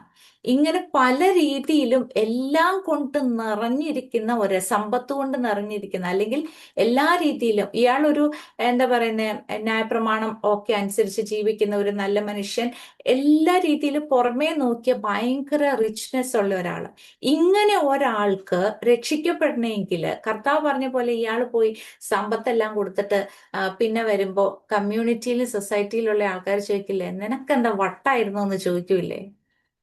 ഒന്നാമത്തെ ആ പുള്ളിക്ക് ഈ സമ്പത്ത് മൂലം ഉണ്ടായിരുന്ന ഒരു പൊസിഷൻ, പവർ, പിന്നെ ഡിഗ്നിറ്റി, ഇങ്ങനെയൊക്കെ ഒത്തിരി കാര്യങ്ങള് സമൂഹത്തിലുണ്ട്. ഇതെല്ലാം അഫക്റ്റഡ് ആവും പുള്ളി രക്ഷയെ സ്വീകരിക്കാൻ പോയി കഴിഞ്ഞാല്. അപ്പൊ പുള്ളിക്ക് മനസ്സിലായി ഇത് ഞാൻ വിചാരിച്ചതുപോലെ നടക്കുന്ന കാര്യമല്ല എന്ന്. പുള്ളി ഫൗണ്ടേഷൻ കർത്താവ് ഇളക്കി വിട്ടപ്പോഴാണ് പുള്ളിക്ക് മനസ്സിലായത്. അതുകൊണ്ടാണ് നിരാശപ്പെട്ടു പോയത്, ഇത് അത്ര എളുപ്പമുള്ള കാര്യമല്ല എന്ന്. പിന്നീട് കർത്താവ് പറയുന്ന കാര്യം എന്താന്ന് നോക്കി. യേശു തന്റെ ശിഷ്യന്മാരോട്, ധനവാൻ സ്വർഗരാജ്യത്തിൽ കടക്കുന്നത് പ്രയാസം തന്നെ എന്ന് ഞാൻ സത്യമായിട്ട് നിങ്ങളോട് പറയുന്നു. അപ്പം കർത്താവ് തന്നെ പറയുന്നുണ്ട് ഈ ധനവാൻ, അതായത് ധനവാന്റെ പ്രശ്നം എന്താന്ന് വെച്ചാല് ഈ സമൂഹത്തിൽ നിന്ന് ലഭിക്കുന്ന ഒരുപാട് ഫേവർ ഉണ്ട്, വീട്ടിൽ നിന്ന് ലഭിക്കുന്ന ഫേവർ ഉണ്ട്. നമുക്കറിയാം സമ്പത്തുള്ളപ്പോ നമ്മുടെ കൂടെ എല്ലാവരും നിൽക്കും. സമ്പത്ത് പോയി കഴിയുമ്പോ എന്തു പറ്റും? ആരും, എല്ലാവരും പയ്യെ പയ്യെ നീങ്ങിപ്പോവും. അപ്പൊ ഈ സമ്പത്ത് വിട്ടുകളഞ്ഞാല് നമുക്ക് സമൂഹത്തിൽ നിന്ന് കിട്ടുന്ന, അല്ലെങ്കിൽ നമ്മളുടെ വീട്ടുകാരിൽ നിന്ന് കിട്ടുന്ന ഇങ്ങനെ പല രീതിയിലുള്ള ബഹുമാനങ്ങള്, സ്ഥാനങ്ങള്, മാനങ്ങള്, ഇതെല്ലാം നഷ്ടപ്പെട്ടു പോകും. അപ്പൊ ധനവാന് സ്വർഗരാജ്യത്തിൽ, ഇപ്പൊ കർത്താവ് പറഞ്ഞില്ലേ, വേശ്യമാരും പാവപ്പെട്ടവരും ദരിദ്രന്മാരും ഒക്കെ ആദ്യമേ സ്വർഗരാജ്യത്തിൽ കയറും. യഹൂദന്മാരും അതുപോലെ ഈ ധനവാന്മാർക്കും സ്വർഗരാജ്യത്തിൽ കയറാൻ ഭയങ്കര ബുദ്ധിമുട്ടാണ്. കാരണം അവരെ സംബന്ധിച്ച് ഇതൊക്കെ ഇടിഞ്ഞ് പോയാലേ ഇവർക്ക് ഇത് അക്സെപ്റ്റ് ചെയ്യാൻ പറ്റുള്ളൂ. അവര് തന്നെ കെട്ടിപ്പൊക്കിയ ഒരു പൊസിഷൻ ഉണ്ട്, പവർ ഉണ്ട് സമൂഹത്തിൽ. അതെല്ലാം വിട്ടിട്ട് ഈ അപമാനം സഹിക്കേണ്ടി വരും കർത്താവിന്റെ പിന്നാലെ പോയി കഴിഞ്ഞാല്. അപ്പോ അതുകൊണ്ട് കർത്താവ് പറയാണ്, ധനവാൻ സ്വർഗരാജ്യത്തിൽ കടക്കുന്നത് പ്രയാസം തന്നെ എന്ന് ഞാൻ സത്യമായിട്ട് നിങ്ങളോട്, കർത്താവ് തന്നെ അത് പറയുന്നുണ്ട്. ധനവാൻ ദൈവരാജ്യത്തിൽ കടക്കുന്നതിനേക്കാൾ ഒട്ടകം സൂചിക്കുഴിയുടെ കടക്കുന്നത് എളുപ്പം എന്നും ഞാൻ നിങ്ങളോട് പറയുന്നു എന്ന് പറഞ്ഞു. ഒട്ടകം സൂചിക്കുഴയക്കടെ എന്തായാലും കടന്നു പോയില്ല എന്ന് നമുക്കറിയാം അല്ലെ. ഇവിടെ സൂചിക്കുഴയുടെ കാര്യം പലരും പല ഡിസ്ക്രിപ്ഷൻ പറയാം. പക്ഷെ ഞാൻ ലിറ്ററലി പറയുന്നു, ഒട്ടകം ഒരിക്കലും സൂചിക്കുഴയക്കടെ കടന്നു പോവില്ല. പിന്നെ പിന്നെ ഇനി ഒരു എന്താ പറയുന്നത്, നമ്മളൊരു കമ്പാരിസൺ എടുക്കുവാണ്, ഇനി ഏതെങ്കിലും സാഹചര്യത്തിൽ ഒട്ടകം സൂചിക്കുഴയക്കടെ കിടക്കാൻ സാധ്യതയുണ്ടെങ്കിൽ അതാണ് എളുപ്പം ധനവാൻ സ്വർഗരാജ്യത്തിൽ കയറുന്നതിനേക്കാൾ. കാരണം അത്ര ബുദ്ധിമുട്ടാണ് ഒരു ധനവാൻ സ്വർഗരാജ്യത്തിൽ കയറാനായിട്ട്. ഇപ്പൊ സെൽഫ് റൈറ്റസ് ആയിട്ടുള്ള ഒരാള് പല പ്രവർത്തികൾ ചെയ്ത്, പല സമൂഹത്തിൽ പല നന്മ പ്രവർത്തികൾ ചെയ്ത് എല്ലാം ജീവിക്കുന്ന ഒരാളുടെ അടുത്ത് നിന്റെ പ്രവൃത്തി ഒന്നുമല്ല, നീ ഇതിൽ വിശ്വസിച്ചാലേ രക്ഷിക്കപ്പെടുള്ളൂ എന്ന് പറഞ്ഞാല് അയാൾക്ക് ഭയങ്കര ബുദ്ധിമുട്ടാണ്. കാരണം അയാൾ ഉണ്ടാക്കിയിരിക്കുന്ന ആ ഒരു സമൂഹത്തിൽ നിന്നുള്ള ഫേവറും എല്ലാം അയാൾക്ക് നഷ്ടപ്പെടും എന്നറിഞ്ഞാല് ഇതിനകത്തോട്ട് വരിക എന്ന് പറഞ്ഞാൽ അത്ര ബുദ്ധിമുട്ടുള്ള കാര്യമാണ്. അപ്പോ പക്ഷെ ശിഷ്യന്മാര്, ഈ മീൻപിടുത്തക്കാര്, അവർക്ക് പ്രത്യേകിച്ച് എന്താ ഡിഗ്നിറ്റി, ഓണർ ഒന്നും ഇല്ലാത്ത ഒരു കൂട്ടര്. കർത്താവ് എന്തുകൊണ്ടായിരിക്കും അപ്പൊ ഇവരെയൊക്കെ തെരഞ്ഞെടുത്തത്, നമ്മളെയൊക്കെ തെരഞ്ഞെടുത്തതിന്റെ കാര്യം എന്താ? God chose the foolish things of the world to confound the wise. കൊരിന്ത്യ ലേഖനത്തിൽ പറയുന്നുണ്ട് അല്ലെ. കൊരിന്ത്യ ലേഖനത്തിൽ നമ്മളെ പോലെ പോഷത്വമായതൊക്കെ തെരഞ്ഞെടുത്തു കഴിഞ്ഞാൽ അവരൊക്കെ എന്താ നമുക്ക് പ്രശംസിച്ച് നമ്മളോടൊക്കെ സുവിശേഷം പറയുമ്പോ, ഇതാണല്ലേ ദൈവമേ, അപ്പൊ കർത്താവെ സ്തോത്രം എന്ന് പറഞ്ഞ ബ്രോക്കൺ ആയിട്ടിരിക്കുന്ന ഒരാളുടെ അടുത്ത് സുവിശേഷം പറയാം, പെട്ടെന്ന് അയാളെ രക്ഷിക്കും. ഓ ദൈവമേ സ്തോത്രം, എന്റെ ദൈവമേ, ഒരു രക്ഷകൻ ഉണ്ടല്ലോ എന്നുള്ള സമാധാനമാണ്. പക്ഷെ അങ്ങനെയല്ല ധനവാന്മാർക്ക്. എന്റെ പേരൻസ് ഒക്കെ ഭയങ്കര സെൽഫ് റൈറ്റസ് ആയിട്ടുള്ള ആൾക്കാരാണ്. അവന്റെ അടുത്ത് സുവിശേഷം ഞാൻ പറയാൻ ചെന്ന് കഴിഞ്ഞാൽ അവര് പറയും, ഇതൊക്കെ നീ വിശ്വസിച്ചാ മതി, ഇതൊന്നും ഞങ്ങളൊക്കെ എന്താ പറയുന്നത്, വലിയ പാപമൊന്നും ചെയ്യാതെ ജീവിക്കുന്ന ആൾക്കാരാ. അതായത് 10 കൽപ്പന എടുത്തിട്ട് തെറ്റ് ശരിയിടും. അത് കഴിഞ്ഞിട്ട് ഇതൊക്കെ ഏതെങ്കിലുമൊക്കെ ഒരു ഇച്ചിരി നുണയൊക്കെ അല്ലെങ്കിൽ ഒരു ഇച്ചിരിയൊക്കെ തെറ്റൊക്കെ പറയുന്നത്, അതൊക്കെ കർത്താവ് ക്ഷമിച്ചോളും. ഇനി കർത്താവ് ക്ഷമിച്ചില്ലെങ്കിൽ എന്ത് ചെയ്യും? കർത്താവിനെ കൊണ്ട് ക്ഷമിപ്പിക്കാനായിട്ട് നേർച്ച കാഴ്ചകൾ കൊണ്ടുപോയി ചെയ്യും. പിന്നെ മെഴുകുതിരി കത്തിക്കുക, പിന്നെ അല്ലെങ്കിൽ പലതരം നേർച്ചകളൊക്കെ അങ്ങനെയൊക്കെ ചെയ്ത് എങ്ങനെയെങ്കിലും കർത്താവ് ഞങ്ങളോട് ക്ഷമിച്ചിരിക്കും. ഇതാണ്. അപ്പൊ ഇവരോടൊക്കെ സുവിശേഷം പറയും. ഇങ്ങനെ ഒരാൾ മാത്രം, ഇപ്പൊ എന്റെ പേരൻസ് ഞാൻ എക്സാമ്പിൾ പറയാം, ഒത്തിരി പേരും ഇങ്ങനെയാണ് രക്ഷയെ സ്വീകരിക്കുന്നത്, അല്ലെങ്കിൽ രക്ഷ ഇതാണെന്ന് മനസ്സിലാക്കി വെച്ചിരിക്കുന്നതാണ്. ദൈവത്തിന്റെ കൃപയാൽ നമുക്കൊക്കെ രക്ഷ ദൈവം ഹൃദയത്തിനകത്ത് വെളിപ്പെടുത്തിയതിനായിട്ട് സ്തോത്രം ചെയ്യാം. നമ്മളോടൊക്കെ രക്ഷ പറഞ്ഞപ്പോ തന്നെ നമ്മളുടെ ഹൃദയത്തിനകത്ത് പരിശുദ്ധാത്മാവ് പ്രവർത്തിച്ച് നമ്മളുടെ ഉള്ളില് ഈ വെളിച്ചം തന്നതിനായിട്ട് സ്തോത്രം. അപ്പോ സൂചിക്കുഴയക്കട എന്തായാലും ഒട്ടകം കിടക്കില്ല. ഇനി എന്തെങ്കിലും സാധ്യത ഉണ്ടോ? ഒട്ടകം സൂചിക്കുഴയക്കട കിടക്കുന്നതായിരിക്കും ഇതിനേക്കാളും, ധനവാൻ രക്ഷിക്കപ്പെടുന്നതിനേക്കാളും എളുപ്പം അതാണെന്നാണ് കർത്താവ് ഒരു ജസ്റ്റ് കമ്പാരിസൺ പറയുന്നതാണ്. അത് കേട്ട് ശിഷ്യന്മാർ ഏറ്റവും വിസ്മയിച്ചു. ഇതെന്തിനാണ് ശിഷ്യന്മാർ ഇവിടെ ഏറ്റവും വിസ്മയിക്കേണ്ട ആവശ്യമുണ്ടോ? കാരണം ശിഷ്യന്മാര് ഈ ചെറുപ്പക്കാരനോട് കർത്താവ് സംസാരിച്ചുകൊണ്ടിരിക്കുന്ന കാര്യങ്ങളെല്ലാം ഈ ശിഷ്യന്മാര് കേട്ടോണ്ടിരിക്കുവാണ്. ശിഷ്യന്മാര് കണ്ടോണ്ടിരിക്കുക. ഈ ചെറുപ്പക്കാരൻ വന്ന് നിത്യജീവന് ഞാൻ എന്ത് ചെയ്യണമെന്ന് ചോദിക്കുന്നു. അപ്പം കർത്താവ് കൽപ്പനകളെ കുറിച്ച് പറയുന്നു. പിന്നെ അതിനുശേഷം അപ്പൊ ചെറുപ്പക്കാരൻ പറയാണ്, ഓക്കെ, ഞാൻ ഇതൊക്കെ ചെയ്തുകൊണ്ടിരിക്കുന്ന ആളാണ്. അപ്പൊ ശിഷ്യന്മാർക്ക് മനസ്സിലായി, ഈ പുള്ളിക്കാരൻ ചെയ്യുന്ന അത്രയും പോലും ഞങ്ങൾ എന്തായാലും ചെയ്യുന്നില്ല. അപ്പൊ പിന്നെ ഈ പുള്ളിക്കാരനെ കർത്താവ് എന്തായാലും സ്വർഗത്തിൽ കേറ്റൂല്ലെങ്കിൽ ഇപ്പൊ ഞങ്ങളുടെ ഗതി എന്താവും? അപ്പൊ കാരണം അപ്പൊ ശിഷ്യന്മാരെ സംബന്ധിച്ച് എന്താണ്? പ്രവർത്തിച്ചാണ് സ്വർഗരാജ്യം, കർത്താവിന്റെ കൂടെയൊക്കെ നടന്ന അങ്ങനെയൊക്കെ സ്വർഗരാജ്യം ആകാശം. അപ്പൊ ഇങ്ങനെ ഇത്രയും നല്ല സമൂഹത്തിലും നല്ല ആഢ്യത്വമുള്ള, നന്നായി ജീവിക്കുന്ന, കൽപ്പനകളെ പ്രമാണിച്ചു കൊണ്ടിരിക്കുന്ന ഇയാൾക്ക് സ്വർഗരാജ്യത്തെ കയറാൻ പറ്റില്ല എന്ന് പറഞ്ഞപ്പോ ശിഷ്യന്മാര് ഭയങ്കരമായിട്ട് വിസ്മയിച്ചു പോയി. അപ്പോ എന്നാൽ രക്ഷിക്കപ്പെടുവാൻ ആർക്ക് കഴിയും എന്ന് പറഞ്ഞു. അപ്പൊ ശിഷ്യന്മാർ ശരിക്കും പേടിച്ചു പോയി. ഓക്കെ, ഇങ്ങനെയാണെങ്കിൽ ആർക്കെങ്കിലും രക്ഷിക്കപ്പെടാൻ പറ്റുമോ? അപ്പം കർത്താവ് പറയുന്ന, യേശു അവരെ നോക്കി, അത് മനുഷ്യർക്ക് അസാധ്യം എങ്കിലും ദൈവത്തിന് സകലവും സാധ്യം എന്ന് പറഞ്ഞു. ശരിയാണ്. മനുഷ്യര് പ്രവർത്തിച്ച് മനുഷ്യർക്ക് ഒരിക്കലും നിത്യജീവനെ പ്രാപിക്കാൻ കഴിയില്ല. അത് ദൈവത്തിന്റെ പ്രവൃത്തിയില്, അല്ലെങ്കിൽ ദൈവൻ പ്രവർത്തിച്ചതിൽ വിശ്വസിച്ച് മാത്രമേ മനുഷ്യന് രക്ഷിക്കപ്പെടാൻ കഴിയുകയുള്ളൂ. നമുക്കൊരിക്കലും ദൈവത്തിന്റെ സ്റ്റാൻഡേർഡ് ഓഫ് നീതി ഒരിക്കലും പ്രവർത്തിച്ച് പ്രാപിക്കാൻ കഴിയില്ല. അത് കർത്താവ് നമ്മളുടെ മേൽ വിശ്വാസത്താൽ നീതീകരിക്കപ്പെടുവാണ് നമ്മൾ ചെയ്യുന്നത്. അത് ദൈവത്തിന്റെ വിശ്വസിക്കുമ്പോൾ ദൈവം നമുക്ക് തരുന്ന നീതിയാണ്. ഗലേഷ്യൻസ് 11-12 നമുക്കൊന്ന് വായിക്കാം. 3:11, 12.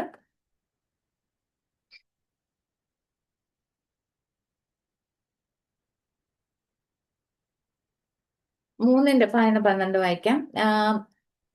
അവിടെ, എന്നാൽ ന്യായപ്രമാണത്താൽ ആരും ദൈവസന്നിധിയിൽ നീതീകരിക്കപ്പെടുന്നില്ല എന്നത് സ്പഷ്ടം. നീതിമാൻ വിശ്വാസത്താൽ ജീവിക്കും എന്നല്ലോ ഉള്ളത്. ന്യായപ്രമാണത്തിനോ വിശ്വാസമല്ല ആധാരമായിരിക്കുന്നത്, അത് ചെയ്യുന്നവൻ അതിനാൽ ജീവിക്കും എന്നുണ്ടല്ലോ. അപ്പോ ഇവിടെ പറഞ്ഞിരിക്കുന്നത്, ന്യായപ്രമാണത്താല് ദൈവസന്നിധിയിൽ നീതീകരിക്കപ്പെടുവാൻ ഒരിക്കലും സാധിക്കയില്ല എന്ന് വചനം പറയുന്നു. നീതിമാൻ വിശ്വാസത്താൽ ജീവിക്കും. ന്യായപ്രമാണത്തിനോ വിശ്വാസമല്ല ആധാരമായിരിക്കാം, അത് ചെയ്യുന്നവൻ അതിന്. അപ്പൊ നമ്മുടെ കയ്യില് എപ്പോ ന്യായപ്രമാണം കിട്ടുന്നോ, ഏത് വയസ്സിൽ ന്യായപ്രമാണം കിട്ടുന്ന ആ നിമിഷം മുതൽ നമ്മൾ വള്ളി പുള്ളി വിടാതെ മരിക്കുന്നത് വരെ അനുസരിച്ചാലാണ് നീതിമാൻ എന്ന പേര് നമുക്ക് കിട്ടുള്ളൂ. എപ്പോഴെങ്കിലും ആ വള്ളിയോ പുള്ളിയോ തെറ്റിപ്പോയി കഴിഞ്ഞാല്, ഒന്നീ തെറ്റിയാൽ മുഴുവനും തെറ്റിയതുപോലെയാണ്. അപ്പൊ ഒന്നിലും തെറ്റാൻ പാടില്ല. ഒന്നിലും തെറ്റാതെ ജീവിതാവസാനം വരെ ഇത് നീതിയോടെ ചെയ്താൽ മാത്രമേ നമുക്ക് നീതിമാൻ എന്ന പേര് കിട്ടുകയുള്ളൂ, സ്വർഗരാജ്യം അവകാശമാക്കാൻ പറ്റുള്ളൂ. അപ്പൊ ആർക്കും ന്യായപ്രമാണം പ്രവർത്തിച്ചിട്ട് നീതിമാനാകാൻ പറ്റില്ല എന്ന് ദൈവത്തിന്റെ വചനം, അല്ലെങ്കിൽ വചനം നമ്മളോട് സംസാരിക്കുന്നുണ്ട്. നമുക്ക് ഫിലിപ്പി ലേഖനം 3:6, 3:9.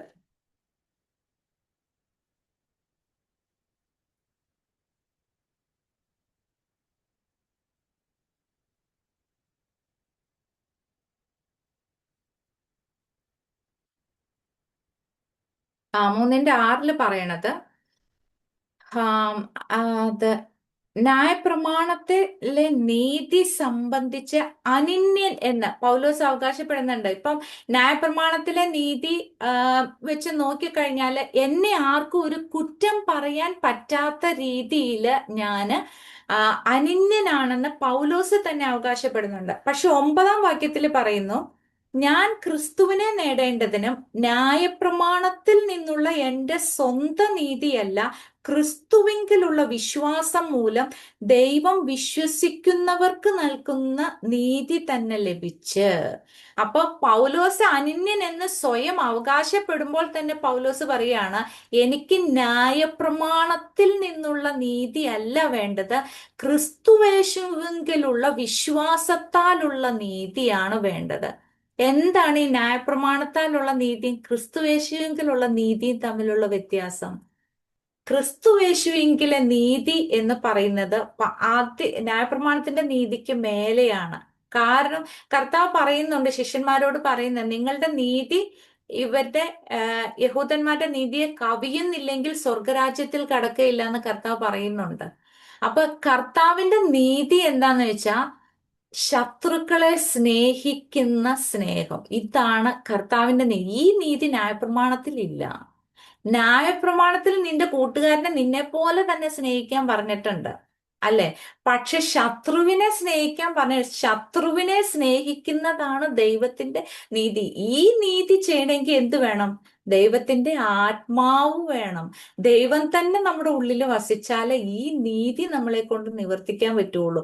ഒരിക്കലും ജഡത്തിൽ നിന്ന് ന്യായപ്രമാണത്തിന് ഈ ആം, ശത്രുക്കളെ സ്നേഹിക്കുന്ന നീതി നമുക്ക് ചെയ്യാൻ പറ്റില്ല. നമ്മുടെ ശത്രുക്കളെ നമ്മൾ നഷ്ടം വരുത്തി, നമ്മൾ ഇന്നലെ കണ്ട പോലെ അന്യായം ചെയ്യുന്നവരോട്, നഷ്ടം വരുത്തുന്നവരോട് നമുക്ക് സ്നേഹിക്കാൻ പറ്റുമോ? അത് നമ്മുടെ എന്താ പറയുക, നോർമൽ ആയിട്ടുള്ള ഒരു മനുഷ്യൻ ഒരിക്കലും ചിന്തിക്കാൻ പറ്റുന്ന, വിശ്വാസികളുടെ ഇടയിൽ തന്നെ നമുക്കറിയാം ഇത് ഭയങ്കര ബുദ്ധിമുട്ട്. അപ്പൊ ദൈവത്തിന്റെ സ്റ്റാൻഡേർഡ് ഓഫ് നീതി എന്ന് പറയുന്ന ഇത്രയും വലിയ നീതിയെ ദൈവം വെളിപ്പെടുത്തുന്നത്. ഈ നീതി ന്യായപ്രമാണം പ്രമാണിച്ചാലും കിട്ടൂല. അപ്പൊ അത്ര വലിയ നീതി നമുക്ക് ഉണ്ടെങ്കിൽ മാത്രമാണ് ഈ സ്വർഗരാജ്യം അവകാശമാക്കാൻ പറ്റുള്ളൂ.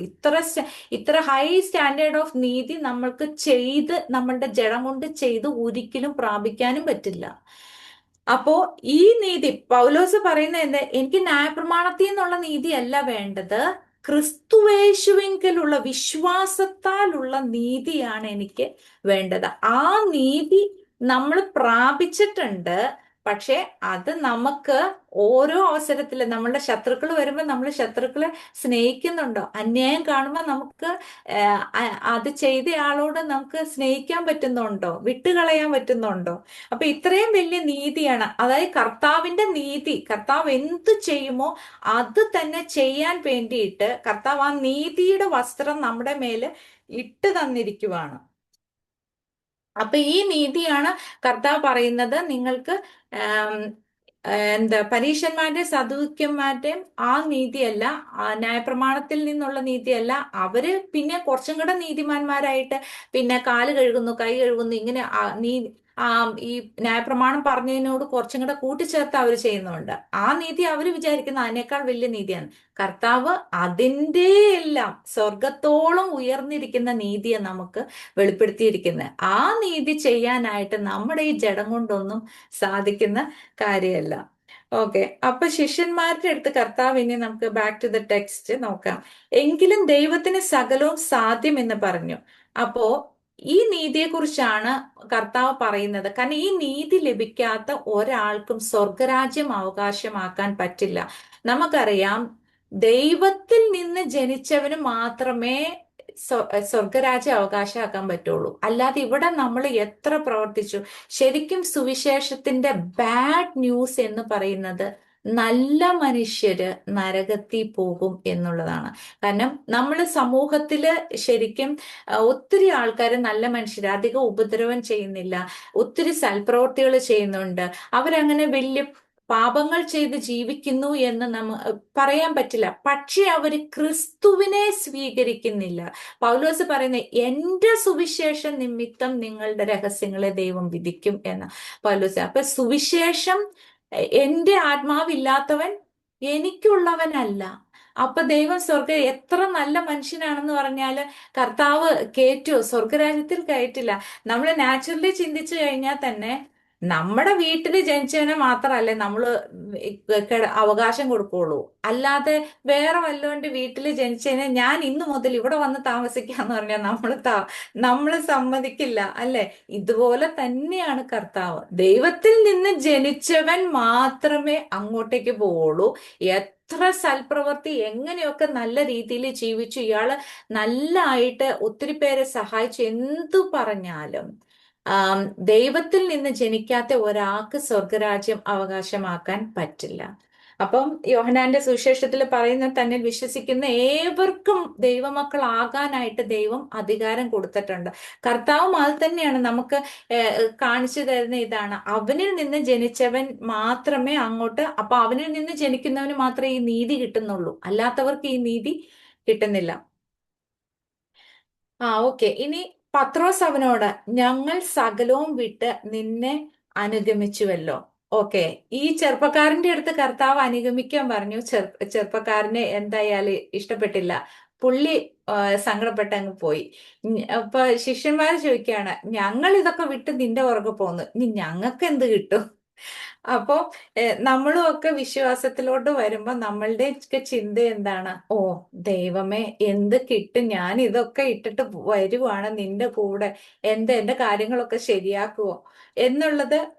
ഇപ്പൊ ശിഷ്യന്മാർക്ക് അന്ന് പരിശുദ്ധാത്മാവിനെ പ്രാപിച്ചിട്ടില്ല. അപ്പൊ അവരുടെ ഉള്ളില് മാനുഷികമായിട്ട് ഒരു ചിന്തയാണ് ശരിക്കും പറഞ്ഞ.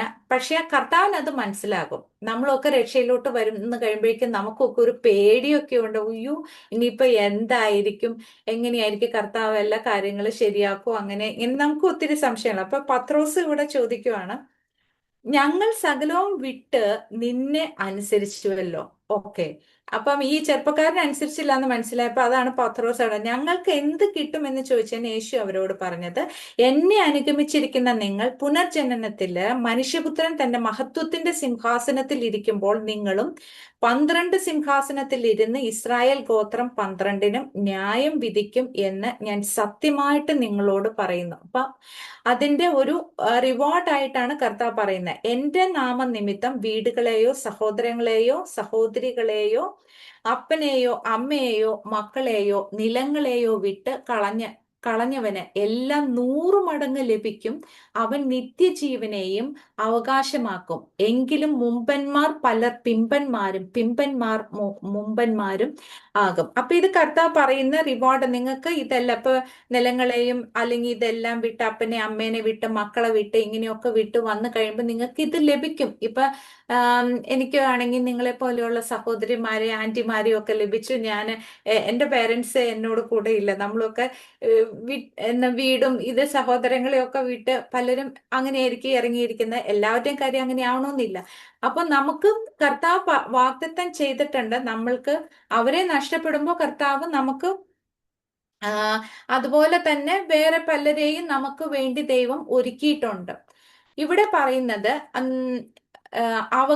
എങ്കിലും മുമ്പന്മാർ പലർ പിമ്പന്മാരും പിമ്പന്മാർ മുമ്പന്മാരും ആകുമെന്ന് ദൈവത്തിന്റെ വചനം പറയുന്നു. ഈ മുമ്പന്മാർ എന്ന് ഇവിടെ ഉദ്ദേശിക്കുന്ന ആക്ച്വലി ഈ ചെറുപ്പക്കാരൻ വന്നിട്ട് വിചാരിച്ചു ഇപ്പൊ തന്നെ ഞാൻ സ്വർഗരാജ്യം അവകാശം ആക്കാം എന്ന് വിചാരിച്ച് അയാൾ എന്തെങ്കിലും പ്രവർത്തിച്ച് നേടാം എന്ന് വിചാരിച്ച് വന്നയാളാണ്.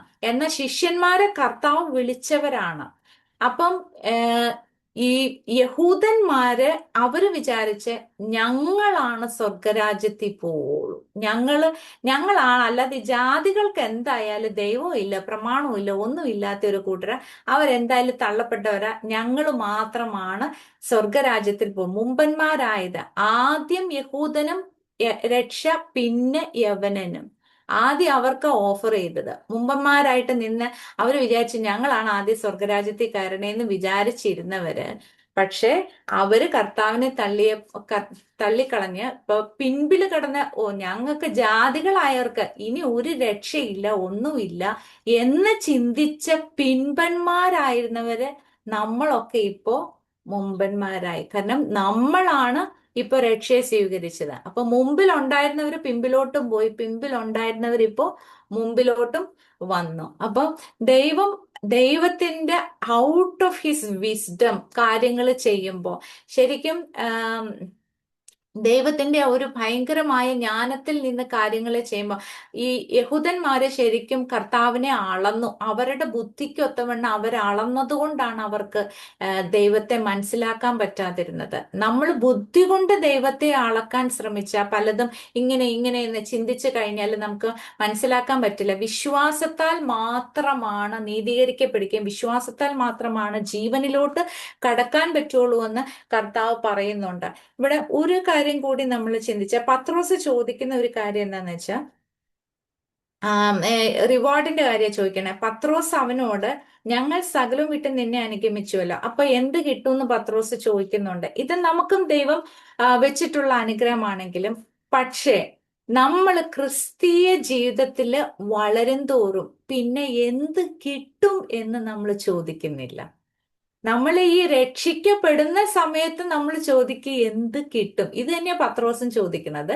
എന്ത് കിട്ടും, ഞങ്ങൾ നിന്നെ നിന്നെ അനുഗമിക്കുക, എന്ത് കിട്ടും എന്നുള്ളത് നമ്മളും രക്ഷിക്കപ്പെടുന്ന സമയത്ത് ഇതൊക്കെ ചോദിക്കും. പത്രോസും രക്ഷിക്കപ്പെടുന്ന അല്ലെങ്കിൽ ആ കർത്താവിന്റെ കൂടെ നടക്കുന്ന സമയം വരെ പത്രോസിനും ഒരു ഉറപ്പില്ല. അപ്പൊ കർത്താവ് ഉറപ്പിച്ചു കൊടുക്കുവാണ്. പക്ഷെ രക്ഷിക്കപ്പെട്ടതിന് ശേഷം എങ്ങനെയാണ് ഒരാള് ക്രിസ്തുവിൽ വളരുന്നുവെങ്കിൽ അയാൾ എന്ത് കിട്ടുമെന്നല്ല അയാൾ നോക്കുന്നത്. ഞാൻ ഫിലിപ്പി ലേഖനം മൂന്നാം അധ്യായം 9-ാം വാക്യം പോലെ, ഞാൻ ക്രിസ്തുവിനെ നേടേണ്ടതിനും ന്യായപ്രമാണത്തിൽ നിന്നുള്ള എന്റെ സ്വന്തം നീതിയല്ല, ക്രിസ്തുവേശുവിലുള്ള വിശ്വാസം മൂലം ദൈവം വിശ്വസിക്കുന്നവർക്ക് നൽകുന്ന നീതി തന്നെ ലഭിച്ച് അവനിൽ ഇരിക്കേണ്ടതിനും അവന്റെ മരണത്തോട് അനുരൂപപ്പെട്ടിട്ട് അവനെയും അവന്റെ പുനരുത്ഥാനത്തിന്റെ ശക്തിയെയും അവന്റെ കഷ്ടാനുഭവങ്ങളുടെ കൂട്ടായ്മയും അനുഭവിച്ചറിയേണ്ടതിനും ഇങ്ങനെ വല്ല വിധേനയും മരിച്ചവരുടെ ഇടയിൽ നിന്നുള്ള പുനരുത്ഥാനം പ്രാപിക്കണം എന്ന് വെച്ച് ഞാൻ അവന്റെ നിമിത്തം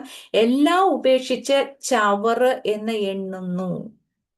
ഇതാണ് ക്രിസ്തീയ ജീവിതത്തിൽ ഒരാൾ വളർന്നു വരും തോറും അയാളുടെ ആഗ്രഹം ക്രിസ്തുവിനോടാണ്.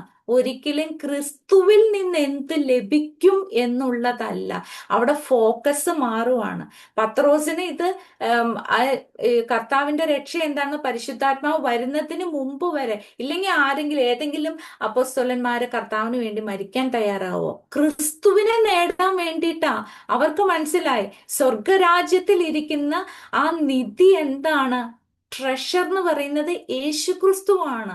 അപ്പൊ ആ സ്വർഗരാജ്യത്തിലോട്ട് പ്രവേശിച്ചു കഴിഞ്ഞാൽ പിന്നെ ക്രിസ്തുവിനെ നേടുക എന്നുള്ളതാണ് ഒരു ക്രിസ്ത്യാനിയെ സംബന്ധിച്ച് അയാൾ മെച്യൂരിറ്റിയിലോട്ട് പോകും തോറും അയാൾ ആഗ്രഹിച്ചുകൊണ്ടിരിക്കുന്ന ഒരു കാര്യം. ഒരിക്കലും പിന്നീട് അവിടെ എനിക്ക് എന്ത് കിട്ടും, എന്ത് കിട്ടിയാലില്ലേ. പൗലോസ് ഒത്തിരി കഷ്ടം അനുഭവിച്ചാ പോയത് അല്ലെ. ഇവിടെ പറയുന്ന ഒരു കാര്യം എന്താ വെച്ചാൽ ആ നീതി ലഭിച്ച് അവനിൽ ഇരിക്കേണ്ടതിന് നമ്മൾ ക്രിസ്തുവിൽ ഇരുത്തിയിരിക്കുവാണ്. അപ്പൊ പൂർണ്ണമായിട്ട് ഈ ജഡത്തെ വിട്ട് ഞാൻ ക്രിസ്തുവിൽ ഇരിക്കുന്ന ഒരു അനുഭവമാണ്. അവന്റെ മരണത്തോട് അനുരൂപപ്പെട്ടിട്ട് അവനെയും അവന്റെ പുനരുത്ഥാനത്തിന്റെ ശക്തിയെയും അവന്റെ കഷ്ടാനുഭവങ്ങളുടെ കൂട്ടായ്മയും അനുഭവിച്ചറിയേണ്ടത് എന്ന് പറഞ്ഞാൽ നമ്മൾ കഷ്ടം അനുഭവിക്കുന്നത് നല്ലതാണ്. എന്തുകൊണ്ടാണ്? കഷ്ടം അനുഭവിക്കുമ്പോഴാണ് നമ്മളുടെ മേല് പുനരുദ്ധാനത്തിന്റെ ശക്തി വ്യാപരിക്കുള്ളൂ. കഷ്ടം അനുഭവിക്കുമ്പോൾ നമ്മൾ കർത്താവേ ഇതെനിക്ക് സഹിക്കാൻ പറ്റുന്നില്ല അങ്ങനെയാണെന്ന് നമ്മൾ പറയും. പക്ഷെ ഞാൻ ക്രൂശിക്കപ്പെട്ടു, ഞാൻ ക്രിസ്തുവിനോട് കൂടെ ക്രൂശിക്കപ്പെട്ടു, ഇനി ഞാനല്ല ക്രിസ്തു അത്രേ ജീവിക്കുന്നതെന്ന് നമ്മൾ കൺഫസ് ചെയ്യുമ്പോൾ, ആ ഒരു ബോധ്യം വരുമ്പോൾ പുനരുത്ഥാനത്തിന്റെ ശക്തി നമ്മളില് വ്യാപരിക്കുവാണ്. അപ്പോൾ ഇങ്ങനെ വല്ല വിധേനയും മരിച്ചവരുടെ ഇടയിലുള്ള പൗലോസ് എന്താ പറയണത്? പൗലോസ് ഇനി മരിച്ച ഉയർത്തെഴുന്നേൽക്കുമൊന്നും വല്ല ഡൗട്ടുണ്ടോ പൗലോസിന് ഡൗട്ടുണ്ട്. ഇനിയിപ്പൊ നമ്മുടെ ഒക്കെ കാര്യം പോക്കും. എന്തായാലും പൗലോസ് ഇവിടെ വല്ല വിധേനയും മരിച്ചവരുടെ ഇടയിൽ നിന്ന് പുനരുത്ഥാനം പ്രാപിക്കണം എന്ന് വെച്ച് ഞാൻ അവന്റെ നിമിത്തം എല്ലാം ഉപേക്ഷിച്ച് എന്ന് പറഞ്ഞാല് ആ പുനരുത്ഥാനത്തിന്റെ ശക്തി അനുഭവിക്കണം. ആ ഒരു നിറവ് അനുഭവിക്കാൻ വേണ്ടിയിട്ട് ഞാൻ വല്ല വിധേനയും എനിക്ക് ആ പുനരുത്ഥാനം, എനിക്ക് ക്രിസ്തുവിലാണ് എന്നുള്ള ആ പൂർണ്ണ അനുഭവം ഈ ഭൂമിയിലായിരിക്കുമ്പോൾ തന്നെ ക്രിസ്തുവില് നമ്മളെല്ലാം പുനരുത്ഥാനം ചെയ്യും. ആ പുനരുത്ഥാനം ചെയ്യുന്ന ഒരു ഗ്ലോറിഫൈഡ് ബോഡി കിട്ടും. അപ്പോൾ നമ്മൾ ക്രിസ്തുവിൽ പൂർണ്ണരായിട്ട് എല്ലാ രീതിയിലും പെർഫെക്റ്റ് ആയിട്ടിരിക്കും. അത് പൗലോസ് ഈ ഭൂമിയിൽ ഇരിക്കുമ്പോൾ തന്നെ പൗലോസ് ആഗ്രഹിക്കുന്നത് ആ വല്ല വിധേന ആ പുനരുത്ഥാനത്തിന്റെ ശക്തി അനുഭവിക്കണമെന്നാ പൗലോസ് ആഗ്രഹിക്കുന്നത്. അപ്പൊ കഷ്ടമൊക്കെ ചപ്പും ചവറുമായിട്ട് പൗലോസ് എണ്ണിക്കൊണ്ടിരിക്കുക.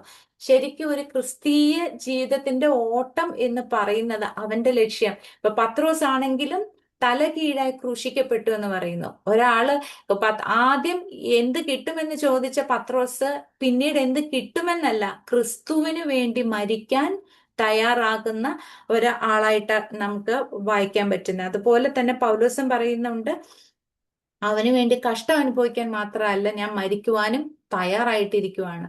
ഒരു ക്രിസ്ത്യാനിയെ സംബന്ധിച്ച് അയാള് ക്രിസ്തുവിൽ വളർന്നു വരും തോറും ഈ ഒരു ഇതിലോട്ടാണ് നമ്മളെ ശരിക്കും വളർന്നു വരേണ്ടത്.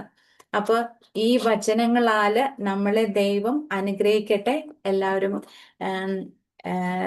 നമുക്ക് തന്ന ദൈവത്തിന്റെ ദാനമായ നിത്യജീവനും അങ്ങനെ ഈ ക്രിസ്തീയ ജീവിതം കർത്താവിനോട് കൂടെ ഈ ഭൂമിയിലായിരിക്കുമ്പോൾ തന്നെ നമുക്ക് കർത്താവിന്റെ സാന്നിധ്യം അനുഭവിച്ച് ജീവിക്കാൻ, ഈ പുനരുത്ഥാനത്തിന്റെ ശക്തി നമ്മൾ ഈ ഭൂമിയിലായിരിക്കുമ്പോൾ തന്നെ നിറവോടെ അനുഭവിക്കാൻ ദൈവം നമ്മളെ വിളിച്ചിരിക്കുവാണ്. ഇതിനാണ് ദൈവത്തിന്റെ ആത്മാവിനെ തന്ന് ദൈവത്തിന്റെ മക്കളാക്കി, ദൈവത്തിന്റെ രാജ്യത്തിലാക്കി, ദൈവത്തിന്റെ നീതി നമ്മളെ ധരിപ്പിച്ച് നമ്മളെ ഈ ഭൂമിയിലെ അംബാസിഡേഴ്സ് ഓഫ് ക്രൈസ്റ്റ് ആക്കി നമ്മളെ ഇവിടെ നിർത്തിയിട്ടുണ്ട്.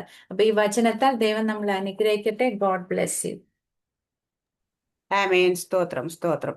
ഒരുപാട് തെറ്റിദ്ധരിക്കപ്പെടുകയും ഒരുപാട് മിസ്യൂസ് ചെയ്യപ്പെടുന്ന ഒരു വചനഭാഗമാണ് അടേശകത്ത് ധനവാൻ സൂചിക്കുഴിയുടെ സ്വർഗരാജ്യത്ത് പ്രവേശിക്കുന്നത്, ഒട്ടകം സൂചിക്കുഴിയിൽ പ്രവേശിക്കുന്നത്.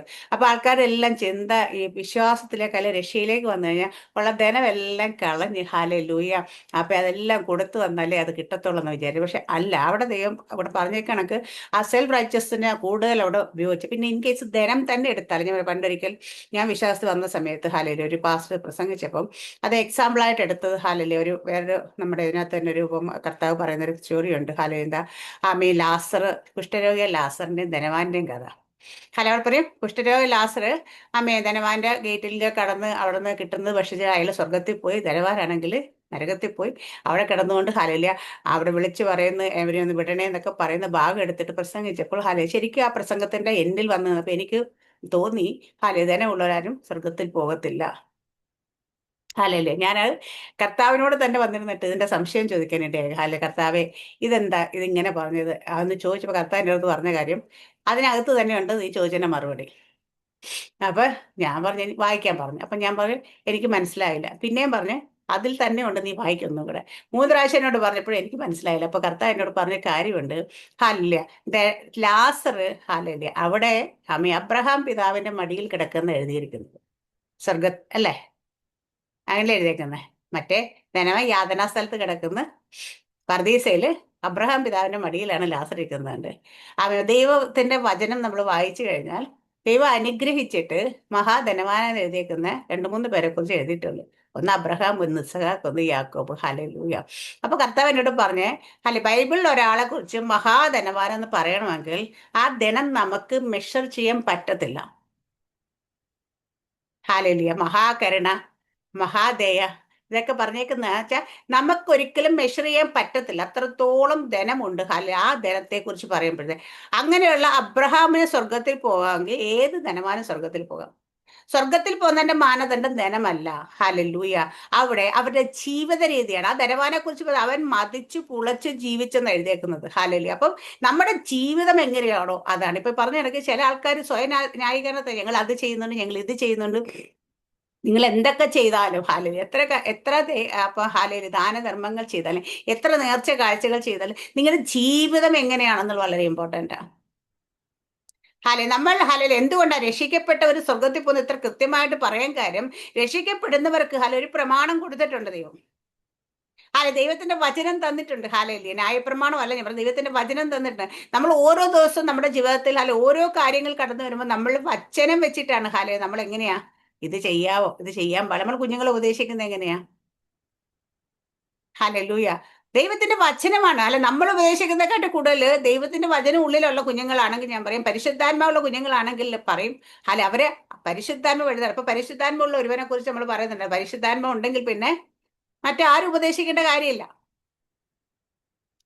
രക്ഷയിലേക്ക് വരുമ്പോൾ ഹല്ലേലൂയ ഇവിടെ യേശു കർത്താവ് അയാളോട് ധനത്തെ കുറിച്ച് പറയാൻ കാരണം പറഞ്ഞാണ് അയാളുടെ ഹൃദയത്തിലെ വിഗ്രഹം എന്താന്ന് ചോദിച്ചാൽ അയാളുടെ ധനം തന്നെയാണ്. സമൂഹത്തെ കിട്ടുന്ന പൊസിഷൻ, സ്ഥാനമാനങ്ങളിൽ ഈ സമ്പത്തിൽ നിന്ന് പലരും എന്റെ സഹോദരനൊക്കെ നോക്കി കഴിഞ്ഞാൽ പണം ഉണ്ടെങ്കിൽ എല്ലാം ഉണ്ടെന്നുള്ള നേട്ടത്തിൽ ആ ഒരു കാഴ്ചപ്പാടിലാണ് നടക്കുന്നത്. കാരണം അതുള്ളത് കൊണ്ട് ഇനി എനിക്കിപ്പോ ആരും ഇല്ലേലും കുഴപ്പമില്ല എന്നുള്ള സ്റ്റൈലാണ്. കാരണം അപ്പൊ ആ ധനം അവരുടെ ഹൃദയത്തിലെ വിഗ്രഹം എന്താണ് അതാണ്, അതവരെ അടിമയാക്കും. അതിനകത്ത് അടിമപ്പെട്ടവരെ കിടക്കുന്നത് കൊണ്ട് ഇതിനെ പിടിച്ച് ആ അടിമ എന്തിലും നമ്മൾ കീഴ്പ്പെടുക, അത് നമ്മളെ ഭരിക്കുമെന്നോ അല്ലെങ്കിൽ നമ്മളെ അടിമയാകുന്ന ഈ മനുഷ്യൻ, ഈ വന്ന മനുഷ്യന്റെ ഹൃദയത്തിലെ വിഗ്രഹം എന്താന്ന് വെച്ചാൽ അയാളുടെ തലയിലെ അയാളെ ഭരിച്ചുകൊണ്ട് അയാളെ കീഴ്പ്പെടുത്തി വെച്ചിരുന്നത് അയാളുടെ സമ്പത്ത്. അതുകൊണ്ടാണ് കർത്താവ് നമ്മളെ കർത്താവ് പറയുന്നത് നമ്മളെ അടിമ നുകത്തിന്ന് വിടുവിച്ചിട്ടാണ് ദൈവരാജ്യത്തിലേക്ക് കൊണ്ടുവരുന്നത് അല്ലേ? നമ്മൾ എന്തിലാണോ അടിമത്വത്തിലായിരിക്കുന്നത് അതിൽ നിന്നാണ് നമ്മളെ വിടുവിച്ച് കൊണ്ടുവരുന്നത്. ഹല്ലേലൂയ. ആമേൻ. ഒരിടത്ത് പറയുന്നുണ്ട്, അന്ധകാരത്തിന് പിടിയിൽ നമ്മളെ വിടുവിച്ച് സ്നേഹസ്വരൂപന പുത്തന്റെ രാജ്യത്തിലേക്ക്. അപ്പൊ അന്ധകാരം എന്താന്ന് വെച്ചാൽ നമ്മളെ കീഴ്പ്പെടുത്തി വെച്ചിരിക്കുന്ന, അല്ലെ നമ്മളെ അടിമയാക്കി വെക്കുന്ന. അപ്പൊ ഇവിടെ അയാളുടെ അടിമത്വം എന്താന്ന് വെച്ചാൽ സമ്പത്ത് തന്നെയാണ്. അതുകൊണ്ട് കർത്താവ് നീ അതെല്ലാം വിറ്റ്, ബാക്കിയുള്ളവരൊക്കെ പറഞ്ഞു എല്ലാം വിട്ടു കൊടുത്തിട്ട് വരാൻ പറഞ്ഞു. ഇല്ല. ഏറ്റവും വലിയ ധനവാനായിരുന്നു യോസഫ്. അമ്മ കർത്താവിനെ കല്ലറ കൊടുത്ത യോസഫിനെ കുറിച്ച് വലിയ ധനവാനായിരുന്നു. നിക്കോദിമസ്, അല്ലെ അവരുടെ ആരുടെങ്കിലും പറഞ്ഞു നിങ്ങൾ ഉള്ളതെല്ലാം വിറ്റിട്ട് എന്നെ അനുഗമിക്കാൻ പറഞ്ഞു? ഇല്ല, പറഞ്ഞിട്ടില്ല. പക്ഷെ പത്രോസിനാണ് പറഞ്ഞു അതൊക്കെ വിട്ടിട്ട് പോരാൻ പറഞ്ഞു. എന്താ? പടവും വലയും പത്രോസിന് വലിയ സമ്പത്ത് പോലെ, അല്ലെ പത്രോസിന്റെ ജീവിതത്തിലെ വലിയ വിഗ്രഹം അതുണ്ടെങ്കിൽ അല്ലെ എനിക്ക് ഒന്നിനും മുട്ടില്ലാതെ എനിക്ക് ജീവിക്കാൻ അറിയാവുന്നൊരു തോന്നൽ പത്രോസ് ഉണ്ടായിരുന്നു. അപ്പൊ അവിടെയൊക്കെ എന്താ നമ്മൾ മുറുകെ പിടിച്ചിരിക്കുന്നത് അതിനെ തന്നെ. അപ്പൊ അയാളുടെ ജീവിതത്തിൽ അയാളുടെ സമ്പത്ത് തന്നെയായിരുന്നു ഈ പറഞ്ഞ ഫൗണ്ടേഷൻ. അത് പൊളിയാണ്. നമ്മളൊക്കെ ഈ സെൽഫ് ഡിപ്പെൻഡന്റ് ആയി നിൽക്കുന്ന കാര്യം ഞാൻ പറയാം. എന്നെ പൊളിച്ച് തന്നെ കൊണ്ടുവന്ന ദൈവം. ഞാൻ പറയാം, എന്റെ ജോലി പെട്ടെന്ന് നഷ്ടപ്പെടുത്തി എല്ലാം ഇതാക്കിയത് അവിടെ ഇങ്ങനെ ഇരിക്കുമ്പോഴാണ് കർത്താവിനെ എന്നോട് സംസാരിക്കാൻ പറ്റും. അതുവരെ ദൈവം സംസാരിച്ചുകൊണ്ടേ ഇരിക്കുന്നുണ്ട്, പക്ഷെ ഞാൻ ശ്രദ്ധിക്കുന്നേ ഉണ്ടായിരുന്നു കാണത്തില്ല. നമ്മളെ ഫ്രീ ആക്കി കൊണ്ട് ഇരുത്തിയിട്ട് സംസാരിച്ചപ്പോൾ അയ്യോ ഇങ്ങനെ ശബ്ദം വന്ന് കേൾക്കണമല്ലോ, അല്ല നോക്കണമല്ലോ എന്ന് തോന്നി. വചനം നമ്മളോട് സംസാരിച്ചു. അതുപോലെ നമ്മളെയൊക്കെ ഒരു അവസ്ഥയിലൂടെ കൊണ്ടുപോയിട്ട് നമ്മൾ അതുകൊണ്ട് പെട്ടെന്ന് ചിലപ്പോൾ ആ സമയത്ത് ആ ഒരു ആ തകർച്ചയുടെ സമയത്ത് ദൈവം സംസാരിച്ചപ്പോൾ നമ്മൾ പെട്ടെന്ന് അത് കേട്ടു, അത് അക്സെപ്റ്റ് ചെയ്തു. പക്ഷെ നമ്മൾ എന്തൊക്കെയോ നമ്മുടെ ഇതിൽ പ്രൈഡിലും ആ നിൽക്കുന്ന പൊസിഷനിലൊക്കെ നിന്ന് ആ ഇതിൽ നിൽക്കുമ്പോൾ ചിലപ്പം സംസാരിച്ച ദൈവം സംസാരിച്ചപ്പോൾ നമ്മൾ കേൾക്കത്തില്ലായിരിക്കും, കേട്ട് കാണത്തില്ല. ഞാൻ പറഞ്ഞത് കേട്ട് കാണത്തില്ല. അതുകൊണ്ടാ നമ്മുടെ കൂടെ ഇളക്കിയിട്ട കഴിയും കുഞ്ഞുങ്ങളെ പറക്കാൻ പഠിപ്പിക്കുന്ന പറഞ്ഞ പോലെ നമ്മൾ ഇരുന്ന ആ ഒരു കംഫർട്ട് സോണിനെ അങ്ങ് ഇളക്കിയിട്ടാണ് എന്താ ചെയ്തത്? നമ്മളോട് സംസാരിച്ചു. അപ്പൊ അതുപോലെ ഇവിടെ പറഞ്ഞിട്ട് അയാൾക്ക് ഇത് ഈ അടിമത്തത്തെ അയാൾക്ക് വിടാൻ മനസ്സില്ലാത്തത് കൊണ്ടാ അയാള് വിഷമിച്ച് തിരിച്ചു പോയത്. നമ്മളൊക്കെ എവിടെയൊക്കെയോ അനേകർ. അതുകൊണ്ട് ഈ സമ്പത്ത് എന്നുള്ള വാക്ക് ഈ ഒരുപാട് തെറ്റിദ്ധരിക്കപ്പെടുന്ന വേർഡാണത്. ആ സമ്പത്തിനെ അല്ല ദൈവം അവിടെ ഉദ്ദേശിച്ചേക്കുന്നത്. നിങ്ങൾ എന്താണോ നിങ്ങളെ അടിമയാക്കി വെച്ചിരിക്കുന്നത്, നിങ്ങളുടെ ഫൗണ്ടേഷൻ നിങ്ങൾ എന്തിലാണോ അഹങ്കരിച്ച് അല്ലെങ്കിൽ അഭിമാനിച്ചാലും ഞങ്ങൾ സേഫ് ആണെന്ന് പറഞ്ഞ് നിൽക്കുന്നത്, അതിനെയാണ് ദൈവം. കർത്താവ് പറയും നമ്മുടെ നമ്മുടെ സ്വയം നീതീകരണം അല്ല എന്ന് പറയുന്ന പോലെ തന്നെയാണ് നമ്മൾക്ക് എന്തൊക്കെയോ നമ്മുടെ നന്മ കണ്ടിട്ട് നമ്മുടെ കഴിവ് കണ്ടിട്ട് ദൈവം എന്നെ വിളിച്ചല്ല, ഭോഷന്മാരെ തന്നെ ദൈവം തിരഞ്ഞെടുത്തേക്കുന്ന കാരണം പറയുന്നത് ജ്ഞാനികളെ ലജ്ജിപ്പിക്കാൻ ദൈവം ഭോഷത്വമാരെ തിരഞ്ഞെടുത്ത് പറയുന്ന പോലെ ഭോഷത്വമായനെ ദൈവം തിരഞ്ഞെടുക്കുന്ന കാരണം എന്താണെന്ന് വെച്ചാൽ ദൈവം പറയുന്നത് അങ്ങനെ തന്നെ കേട്ട് വിശ്വസിക്കാൻ കഴിയുന്നൊരു ദൈവത്തിന് ആവശ്യം. അതിനെ ബുദ്ധി കൊണ്ട് വിശകലനം ചെയ്യുന്നവരല്ല. നേരത്തെ പറഞ്ഞ ഇത് വിറ്റൊക്കെ കൊടുത്തെങ്കിൽ ആൾക്കാർ ഇവരെന്താ വട്ടാണോന്ന് ചോദിക്കും. എന്നോട് എത്ര പേര് ചോദിച്ചാൽ നിനക്കെന്താ ഭ്രാന്താണെന്ന് ചോദിച്ചിട്ടുണ്ട്. കാരണം വെച്ച് കഴിഞ്ഞാൽ നമ്മൾ ഇതൊക്കെ ആയിട്ട് നടക്കുന്നതിനോട് എൻ്റെ ഫ്രണ്ട്സൊക്കെ പലപ്പോഴും ഇത്രയും കഴിവൊക്കെ ദൈവം തന്നു, ഇത്രയും നല്ല പൊസിഷൻ ഇരുന്നിട്ട് ഇപ്പോൾ ഇതൊക്കെ പറഞ്ഞ് ഈ ബൈബിളും എടുത്ത് നടക്കാൻ വേണ്ടി അല്ലെങ്കിൽ ഇങ്ങനെ നടക്കാൻ വേണ്ടി നിനക്ക് ഭ്രാന്താണോ? എന്നോട് പലരും എന്നോട് മുഖത്തുമൊക്കെ തന്നെ ചോദിച്ചത്. അപ്പം ഞാൻ ചിരിക്കും. അവർക്ക് ആ ഭ്രാന്ത് ഇതൊരു തരം ഭ്രാന്താട്ടോ സത്യം പറഞ്ഞാൽ. ഇവർക്ക് അതിൻ്റെ സുഖം അറിയാത്തത് കൊണ്ട് അവർക്ക് അതിൻ്റെ ബ്യൂട്ടി മനസ്സിലാകത്തോണ്ട് അവർക്ക് അതറിയത്തില്ല. അവർ ഇതിലേക്ക് വന്നു കഴിയുമ്പോൾ ദൈവത്തിന്റെ സ്നേഹത്തിൽ ഓരോ ദിവസം കഴിയും. കർത്താവ് സിസ്റ്റർ പറഞ്ഞ പോലെ നമ്മൾ ആദ്യം ആരംഭിച്ച് കർത്താവ് എന്ത് കിട്ടും എന്ന് ചോദിക്കും. പിന്നീട് ഒന്നും കിട്ടിയില്ലും കുഴപ്പമില്ല, എനിക്ക് എൻ്റെ കർത്താവിനെ മതി. ഹല്ലേലൂയ. മറിയ പറഞ്ഞതുപോലെ ആദ്യം ഇനിയിപ്പോ ഒരു അത്ഭുതവും ചെയ്താലും കുഴപ്പമില്ല, മരിച്ചുപോയ ശവമാണേലും കുഴപ്പമില്ല, എനിക്ക് എൻ്റെ കർത്താവിനെ ഒന്ന് കിട്ടിയാൽ മതി, ഞാൻ കൊണ്ടുപോയിക്കളാം എന്ന് പറയുന്ന പോലെ നമ്മുടെ മനോഭാവം ഓരോ ദിവസം കഴിയുന്തോറും മാറിക്കൊണ്ടിരിക്കും. കാരണം നമ്മുടെ ആഗ്രഹം അവനിൽ മാത്രമായിക്കോട്ടെ. മറ്റും ലോകത്തിൽ ഒരുപാട് ആഗ്രഹങ്ങൾ വെച്ചായിരിക്കും ചിലപ്പോൾ നമ്മൾ ഇതിലേക്ക് വന്നെങ്കിൽ, പക്ഷേ ദിവസം കഴിയും തോറും കർത്താവിന് കൂടുതൽ എടുക്കും തോറും എൻ്റെ ഹൃദയം നിന്നെ തന്നെയാന്ന് പറഞ്ഞിട്ട് നമ്മുടെ ഏറ്റവും വലിയ ആഗ്രഹം ഏറ്റവും വലിയ സമ്പത്ത് കർത്താവാണ്. ആ കർത്താവിനെ വിട്ടിട്ട് എങ്ങോട്ടും പോകാൻ പറ്റത്തില്ല എന്ന രീതിയിൽ നമ്മൾ ആയിത്തീരും. അതാണ് ദൈവത്തിന്റെ സുവിശേഷത്തിന്റെ അല്ലെങ്കിൽ ദൈവത്തിന്റെ സ്നേഹത്തിന്റെ ശക്തി. അതാണ് ആ സ്നേഹം മാത്രം മതി എന്ന് പറഞ്ഞ് നമ്മൾ ഓരോ ദിവസം കഴിയും തോറും നമ്മൾ അത്രത്തോളം വന്നുകൊണ്ടേയിരിക്കും. പത്രോസ് ആദ്യം എങ്ങനെ ആയിരുന്നെങ്കിലും ആദ്യം അവസാനം മരിക്കുമ്പോൾ പറയും എന്നെ എന്താ പറയാ തല കീഴായി കുരിശാൽ മതി, അവന്റെ പാദമെങ്കിലും ചുമ്മിച്ചുകൊണ്ട് പോകാൻ കെട്ടിട്ട് എന്നുള്ള ഒരു ധാരണയാണ്. എന്ന് വെച്ചാൽ നേരെ ക്രൂശിക്കപ്പെടാനായിട്ട് അർഹതയില്ലെന്നാണ് പത്രോസ് എപ്പോഴും പറയുന്നത്, യോഗ്യനല്ലെന്ന് പത്രോസ് പറയുന്നത്. പക്ഷേ ഇവിടെയൊക്കെ നമ്മൾ കാണുന്ന നമ്മൾ ഓരോ ദിവസം കഴിയുന്നതോറും ആ പാദപിടുത്തങ്ങളിലേക്ക് ഏൽപ്പിക്കാം. സമ്പത്തല്ല കർത്താവിനെ കാണുന്ന തടസ്സം. നമ്മുടെ ജീവിതത്തിൽ നമ്മുടെ ഹൃദയത്തിലെ വിഗ്രഹം എന്താണ്? അതാണ്. ചിലർക്ക് ജോലിയായിരിക്കും കർത്താവിനെ കാണാം. അപ്പൊ അതാണ് അവന്റെ അടിമത്തം. അതിലാണ് അവൻ കുടുങ്ങി കിടക്കുന്നത്. എന്ത് നമ്മളെ പിടിച്ച് കുടുക്കി വെച്ചിരിക്കുന്ന അതാണ് നമ്മുടെ ജീവിതം. അതിനെയാണ് കർത്താവ് പൊള്ളിക്കുന്ന ഹാലേ. നമ്മുടെ എല്ലാം ജീവിതത്തിൽ അങ്ങനെ തന്നെയാണ് ഹാലയിലെ നമ്മൾ ഇതിലേക്ക് എത്തിയിരിക്കുന്നത്. അതുകൊണ്ട് സമ്പന്നന്മാർ ആരെങ്കിലും ഇത് കേൾക്കുന്ന എൻ്റെ സമ്പത്തെല്ലാം കൊടുക്കണമല്ലോ എന്ന് വെച്ചാൽ ആരും രക്ഷയിലേക്ക് വരാതിരിക്കേണ്ട. അതിനെയല്ല ദൈവം ആഗ്രഹിച്ചിരിക്കുന്ന ഹാലേലിയ. നിങ്ങൾ എന്തിലാണോ നിങ്ങൾ ഹാലേ, നിങ്ങൾ കെട്ടിപ്പോക്കി നമ്മൾ ക്രിസ്തു എന്ന അടിസ്ഥാനത്തിന്മേലാണ് നിൽക്കേണ്ട, ക്രിസ്തു എന്ന പാറമേൽ അടിസ്ഥാനം ഇട്ടാൽ നിൽക്കേണ്ട. അല്ല സമ്പത്തിലോ അല്ലെ മറ്റു നമ്മുടെ സ്ഥാനമാനങ്ങളിലോ ഹാലയില്ല, ഒന്നിലും സൗന്ദര്യത്തിലോ ഹാലയില്ല, ഒന്നിലും അല്ല നമ്മൾ ഹാലയില്ല.